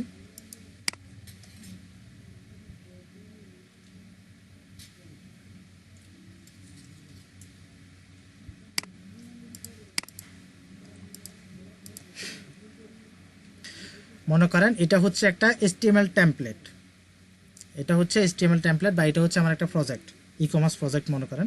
তো এই প্রজেক্টের শেষে দেখেন এখানে দেওয়া আছে যে ডেভেলপ বাই নাইম বাবু, মানে এখানে আমার প্রোফাইলটা দেওয়া আছে, জাস্ট এখানে নাম দেওয়া আছে এবং এই নামের ভিতরে আমার প্রোফাইলটা দেওয়া আছে। এই নামের উপরে ক্লিক করলে আমার কিন্তু আমার প্রোফাইলে চলে যাবে, দেখতে পাচ্ছেন যে প্রোফাইলে চলে গেছে নামের উপরে ক্লিক করলে। এই অংশটা তৈরি করার জন্য আমি কিন্তু অ্যাঙ্কর ট্যাগ ব্যবহার করছি এই অংশটা তৈরি করার জন্য। এছাড়াও আপনি এখানে দেখতে পাবেন যে অ্যাড টু ব্যাক একটা বাটন দেওয়া আছে, এই বাটনে ক্লিক করলে কিন্তু একটা পেজ লোড হয়, এই বাটনে ক্লিক করলে অন্য একটা পেজে চলে যায়। এরপরে এখানে বিভিন্ন মেনু দেখতে পাবেন, এই মেনুগুলোতে প্রত্যেকটা মেনুতে কিন্তু এক একটা অ্যাঙ্কর দেওয়া আছে, প্রত্যেকটা মেনুতে এক একটা অ্যাঙ্কর দেওয়া আছে। এবং এই মেনুগুলোতে ক্লিক করলে, যেমন বাস্কেটে যদি ক্লিক করি তাহলে বাস্কেটে যতগুলো প্রোডাক্ট আছে, বাস্কেট বলে যতগুলো কোম্পানির প্রোডাক্ট আছে ওই বাস্কেট বলে চলে যায়। আর এখানে যদি কিডস মেনুতে যদি ক্লিক করি তাহলে দেখবেন কিডসের যতগুলো প্রোডাক্ট আছে সবগুলো প্রোডাক্টের কিডসের আইটেমের পেজে চলে যায়। এইভাবে একটা পেজ থেকে যদি আমরা অন্য একটা পেজে যেতে চাই তাহলে আমরা অ্যাঙ্কর ট্যাগ ব্যবহার করে থাকি। তো অ্যাঙ্কর ট্যাগ ব্যবহার করার জন্য আপনাকে ট্যাগ লিখতে হবে এর অ্যাট্রিবিউট হচ্ছে HREF এর ভ্যালু, আমরা সেই ভ্যালুটাই দিব যে আমরা যেই লিঙ্কে চলে যেতে চাচ্ছি। লিঙ্কটা আমরা এখানে লিখে দিই HTTP, অথবা আমরা ব্রাউজারে প্রথমে এই লিঙ্কটা ভিউ করে সেখান থেকে আমরা কপি করে নিতে পারি। যেমন আমরা এখান থেকে কপি করে নিতে পারি, কপি করে জাস্ট এখানে এসে আমরা এটা পেস্ট করে দিলেও হয়ে যায়। এছাড়াও আমরা এখানে লিখতে পারি, আমরা লেখার নিয়মটা হচ্ছে প্রথমে HTTP মানে প্রোটোকলটা লিখতে হবে পুরোটা, এরপরে লিখতে হবে ডোমেইন নেম, তারপর ডোমেইন টাইপ, এরপর ফরওয়ার্ড স্ল্যাশ দিলেও হবে, না দিলেও হয়। এর ভিতরে আমরা যে টেক্সটটা লিখতে চাচ্ছি, যদি কোনো বাটন তৈরি করতে চাই তাহলে বাটন লিখলাম, বাটনের ভিতরে আমরা লিখবো এখানে গো টু গুগল। আমরা যদি কোনো বাটনে ক্লিক করে চলে যেতে চাই, মানে মেনু যদি লিখি তাহলে মেনুর জন্য একটা বাটন তৈরি করলাম এবং এই বাটনের ভিতরে আমরা লিখলাম গো টু গুগল।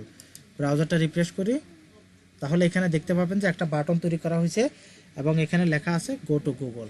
আর যদি আমরা বাটন না তৈরি করি, যেমন আমার ফুটারে আমি দেখছি যে আমার প্রোফাইলে কীভাবে চলে যেতে হয়, ওরকম যদি আমরা কোনো ট্যাক্সের অ্যাঙ্কর লিখতে চাই সেই ক্ষেত্রে শুধুমাত্র লেখাটা লিখব, লেখাটা লেখার পরে সেভ করে আমরা ব্রাউজারটাকে একটু রিফ্রেশ করব।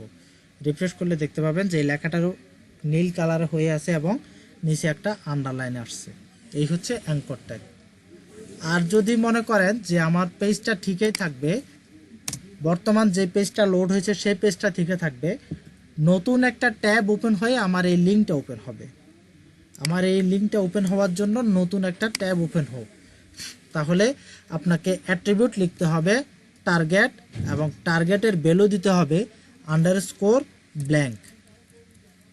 টার্গেটের ভ্যালু হবে আন্ডারস্কোর ব্ল্যাঙ্ক। সেভ করে আমরা ব্রাউজারকে রিফ্রেশ করব। রিফ্রেশ করার পরে এই টেক্সটটাতে আমরা যদি ক্লিক করি তাহলে নতুন একটা পেজ ওপেন হয়ে যাবে। এই হচ্ছে অ্যাঙ্কর ট্যাগ।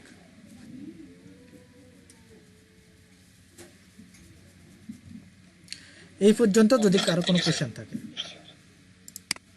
এছাড়াও যদি কারো কোনো কোশ্চেন থাকে তাহলে করতে পারেন, আমি বুঝাই দিব। কেউ যদি কোনো অংশ না বুঝেন কোশ্চেন করেন।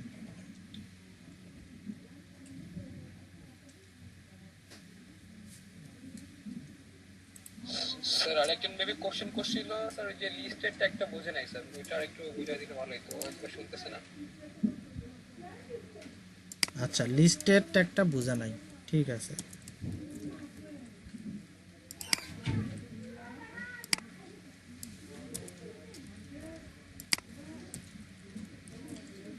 আমরা মূলত দুই ধরনের লিস্ট ব্যবহার করে থাকি। একটা হচ্ছে অর্ডার লিস্ট,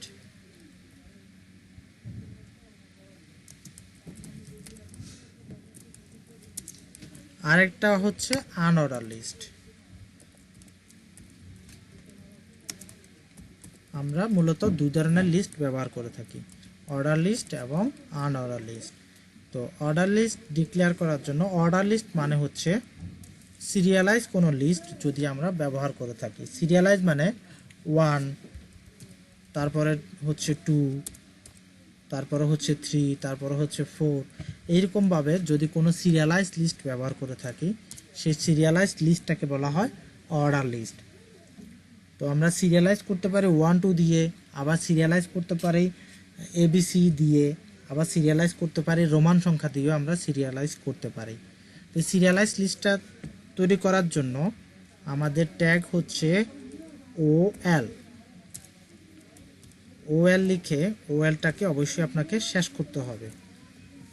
OL ট্যাগের ভিতরে আপনাকে সবগুলো লিস্ট লিখতে হবে। লিস্টের ট্যাগ হচ্ছে LI লিখে আপনি এখানে লিস্ট লিখবেন, লিস্ট 1। পরের লিস্টটা লেখেন লিস্ট 2, পরের লিস্টটা লেখেন লিস্ট 3। এভাবে আপনি আপনার সবগুলো লিস্ট লিখতে পারবেন। আমরা একটু ব্রাউজার রিফ্রেশ করে দেখি যে আমাদের লিস্টটা আসছে কিনা। দেখেন এখানে আমাদের লিস্টটা সিরিয়ালাইজ আকারে চলে আসছে। আচ্ছা, এখানে একটা ব্রেক দিই।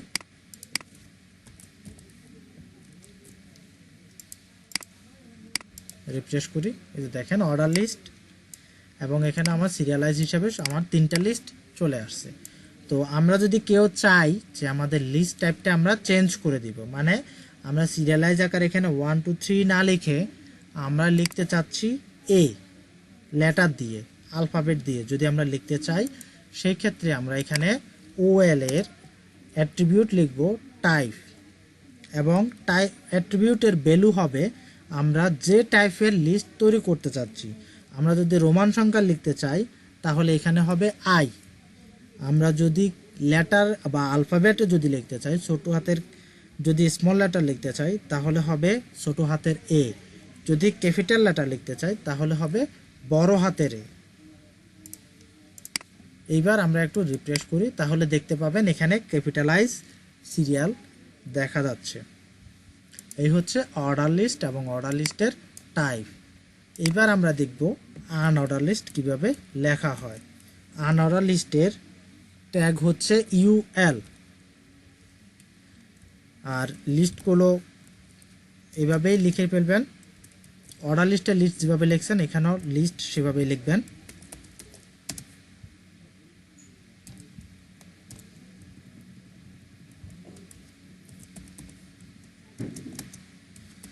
লিস্ট 02, এখানে লিখি লিস্ট, 3টা লিস্ট লিখলাম 03, সেভ করলাম এবং ব্রাউজারে আমরা রিফ্রেশ করব। রিফ্রেশ করলে দেখা যাবে আমাদের আনঅর্ডার লিস্টের 3টা লিস্টই এখানে দেখা যাচ্ছে। এই হচ্ছে অর্ডার লিস্ট এবং আনঅর্ডার লিস্ট লেখার নিয়ম। এখন নিশ্চয় বুঝতে পারছেন।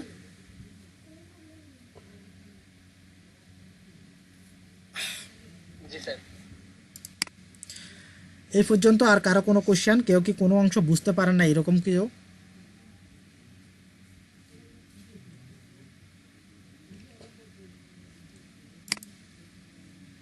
স্যার আমার একটা কোশ্চেন ছিল। কোশ্চেন বলেন। আনঅর্ডার লিস্টের যে চিহ্নটা আছে সেটা চেঞ্জ করার ক্ষেত্রে কি আমি টাইপ ইউজ করব? হ্যাঁ, আনঅর্ডার লিস্টের ক্ষেত্রে আপনি যদি এটা চেঞ্জ, ডটটা আসছে, আচ্ছা, আপনি যদি আনঅর্ডার লিস্টের এই চিহ্নটা যদি আপনি চেঞ্জ করতে যান, সেক্ষেত্রে আপনাকে আলাদা সিএসএস লিখে স্টাইল করে চেঞ্জ করতে হবে। আনঅর্ডার লিস্টের টাইপ লিখলে এটা কিন্তু চেঞ্জ হয় না। এটা HTML এর অ্যাট্রিবিউটের ভিতরে সেট করা আছে এইভাবে। আপনি এটা টাইপ লিখেও চেঞ্জ করতে পারবেন না। যেমন আমি এখানে টাইপ লিখে আপনাকে দেখাচ্ছি। টাইপ লিখে আমি যদি এখানে স্টার্ট দিই, এটা কিন্তু খুব সচরাচর একটা চেঞ্জ হয় না। আমার ব্রাউজারে একটা প্লাগইন দেওয়া আছে, তারপরে চেঞ্জ হয় নাই। এটা যদি চেঞ্জ করতে যান সেক্ষেত্রে আপনাকে সিএসএস লিখতে হবে, আলাদাভাবে স্টাইল লিখে এটাকে চেঞ্জ করতে হবে। আর কোনো কোশ্চেন? আর কোনো কোশ্চেন?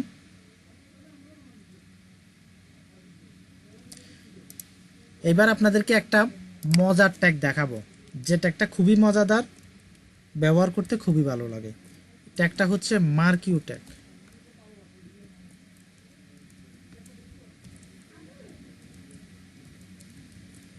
মার্কিউ ট্যাগ, আমরা এখানে টেক্সটটা লিখি, দিস ইজ মার্কিউ ট্যাগ। আচ্ছা, ট্যাগের নামে রাখার প্রথম অক্ষর বড় হাতের হবে। এরপরে এটাকে একটু রিলোড করি, তাহলে দেখবেন যে এখানে মার্কিউ ট্যাগ লেখাটা ডান পাশ থেকে বাম পাশে চলে আসছে। এটা মূলত বিভিন্ন নিউজ সাইটে বিভিন্ন ধরনের স্কুলের নোটিশ দেওয়ার জন্য বা নিউজ সাইটে হেডিং দেওয়ার জন্য এটা মূলত ব্যবহার করা হয়ে থাকে। বিভিন্ন স্কুলের নোটিশগুলো দেওয়ার জন্য এই মার্কিউ ট্যাগটা ব্যবহার করা থাকে। ইদানিং ম্যাক্সিমাম ওয়েবসাইটগুলোতে মার্কিউ ট্যাগ ব্যবহার করা হয়। তো কারো যদি কোনো কোয়েশ্চেন থাকে, যেমন মার্কিউ ট্যাগটা আমার ডান পাশ থেকে বাম পাশে আসতেছে, আমি যদি চাই যে বাম পাশ থেকে ডান পাশে নিব, তাহলে কি করতে হবে? মার্কিউ ট্যাগের অ্যাট্রিবিউট দিতে হবে ডিরেকশন ইকুয়াল টু কোটেশনের ভিতরে আমরা দিব লেফট যদি দিই, সেভ করলাম এবং যদি আমি ব্রাউজারে রিফ্রেশ করি, এটা লেফটের দিকে আসতেছে। যদি আমরা এটা রাইটে দিই, সেভ করে ব্রাউজার রিফ্রেশ করি, তাহলে দেখতে পাবেন বাম পাশ থেকে এটা ডান পাশের দিকে আসতেছে। আপ ডাউন দিলে হবে? হ্যাঁ, আপ ডাউন দিলে আপ ডাউন হবে। যদি আমরা আপ দিই তাহলে দেখবেন নিচ থেকে উপরে উঠতেছে। যে দেখেন নিচ থেকে উপরে উঠতেছে। যদি ডাউন দিই তাহলে উপর থেকে নিচে নামবে। এই হচ্ছে মার্কিউ ট্যাগ। এটা খুবই সুন্দর। আর কোনো অ্যানিমেশন, হ্যাঁ, স্পিড বাড়ানো এটা এখানে দেওয়া যায়। আর স্পিড বাড়ানোটা মূলত জাভাস্ক্রিপ্ট দিয়ে খুব বেশি করা হয়। যেমন স্লো ইকুয়াল টু, আচ্ছা, এটা স্পিড দিই, এটা আমি জাভাস্ক্রিপ্টের লিখে দিচ্ছি, স্পিড 50 M। মনে হয় এয়ারটিভিটা এখানে কাজ করবে না, বাকি কাজগুলো আপনাকে জাভাস্ক্রিপ্ট দিয়ে করতে হয়। স্পিড বাড়ানো বা কমানো বা ফেড আউট, বা মনে করেন আপনার অন মাউস হোভার করলে এটা থেমে যাবে, এরকম কাজগুলো করতে আপনাকে জাভাস্ক্রিপ্ট ব্যবহার করতে হবে।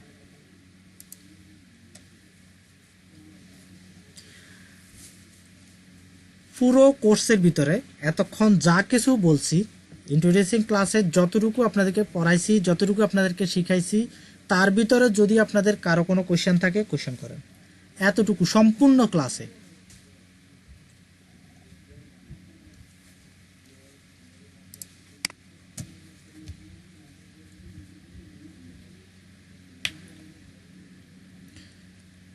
সম্পূর্ণ ক্লাসে কি কারো কোনো কোশ্চেন নাই? কেউ কি কোনো অংশ বুঝতে পারেন না এরকম কেউ নাই?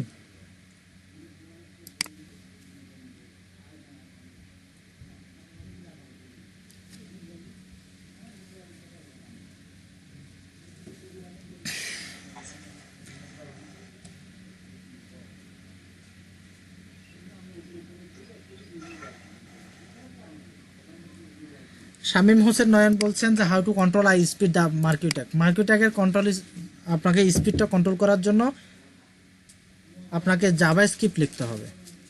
জাভা স্ক্রিপ্ট লেখা ছাড়া আপনি স্পিডটা তেমন একটা কন্ট্রোল করতে পারবেন না।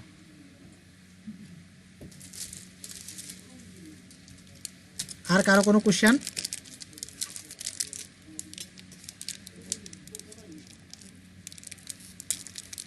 আরেকটা জিনিস খেয়াল রাখবেন, সেটা হচ্ছে আপনাদের জন্য কোর্স লিংক একটাই। আজকে যে লিঙ্কে আপনারা জয়েন করছেন প্রত্যেক দিন এভাবেই এই লিঙ্কে জয়েন করবেন। আপনাদের জন্য আর কোনো লিঙ্ক জেনারেট করা হবে না,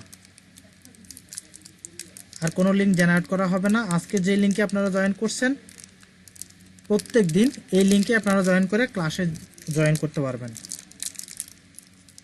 এজন্য সবাই ব্রাউজারে গুগল ক্লাসরুম বানাবেন। কাস্টম মানে বুঝি নাই। গুগল ক্লাসরুম হ্যাঁ, গুগল ক্লাসরুম আপনাদের প্রজেক্ট জমা দেওয়ার জন্য অবশ্যই গুগল ক্লাসরুম ব্যবহার করা হবে। না মানে লিংকটা ওখানে থাকলে ভালো হয়। চ্যাটের মধ্যে তো চ্যাট করতে করতে এই লিংকটা তো অনেক সময় হারায় যেত। আমি প্রত্যেকদিন আপনাদেরকে একটা একটা মেসেজ উপরের দিকে উঠে যাবে না, মেসেজ দিতে দিতে আস্তে আস্তে উপরের দিকে উঠে যাবে লিঙ্কটা। তো আমাদের যদি মানে এখনই গুগল ক্লাসরুমটা তৈরি করে আমরা জয়েন করে ফেলি আর গুগল ক্লাসরুমের মধ্যে দেওয়া থাকে লিঙ্কটা, তাহলে আমাদের জন্য সুবিধা হয়, সেটা বলতে চাচ্ছিল। প্রত্যেকদিন ক্লাস শুরু হওয়ার 30 মিনিট আগে আমি আপনাদেরকে মেসেজ দিব। হোয়াটসঅ্যাপ গ্রুপে আমি আপনাদেরকে লিঙ্ক সহ মেসেজ দিব।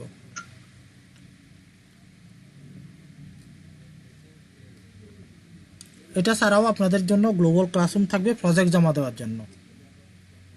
আপনারা প্রজেক্ট তৈরি করে প্রজেক্টটা গুগল ক্লাসরুমে জমা দিবেন। গুগল ক্লাসরুমটা আপনাদের জন্য আমি আজকে রাতেই আমি তৈরি করব, তৈরি করে প্রজেক্ট অনুযায়ী আপনাদের জন্য সিলেবাস তৈরি করে রাখবো।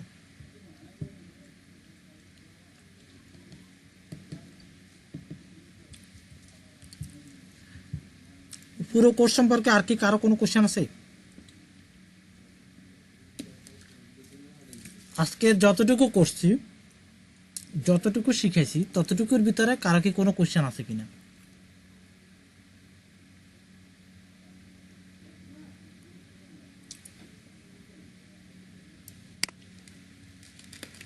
না না স্যার কোডগুলো আবার একটু দেখি স্যার।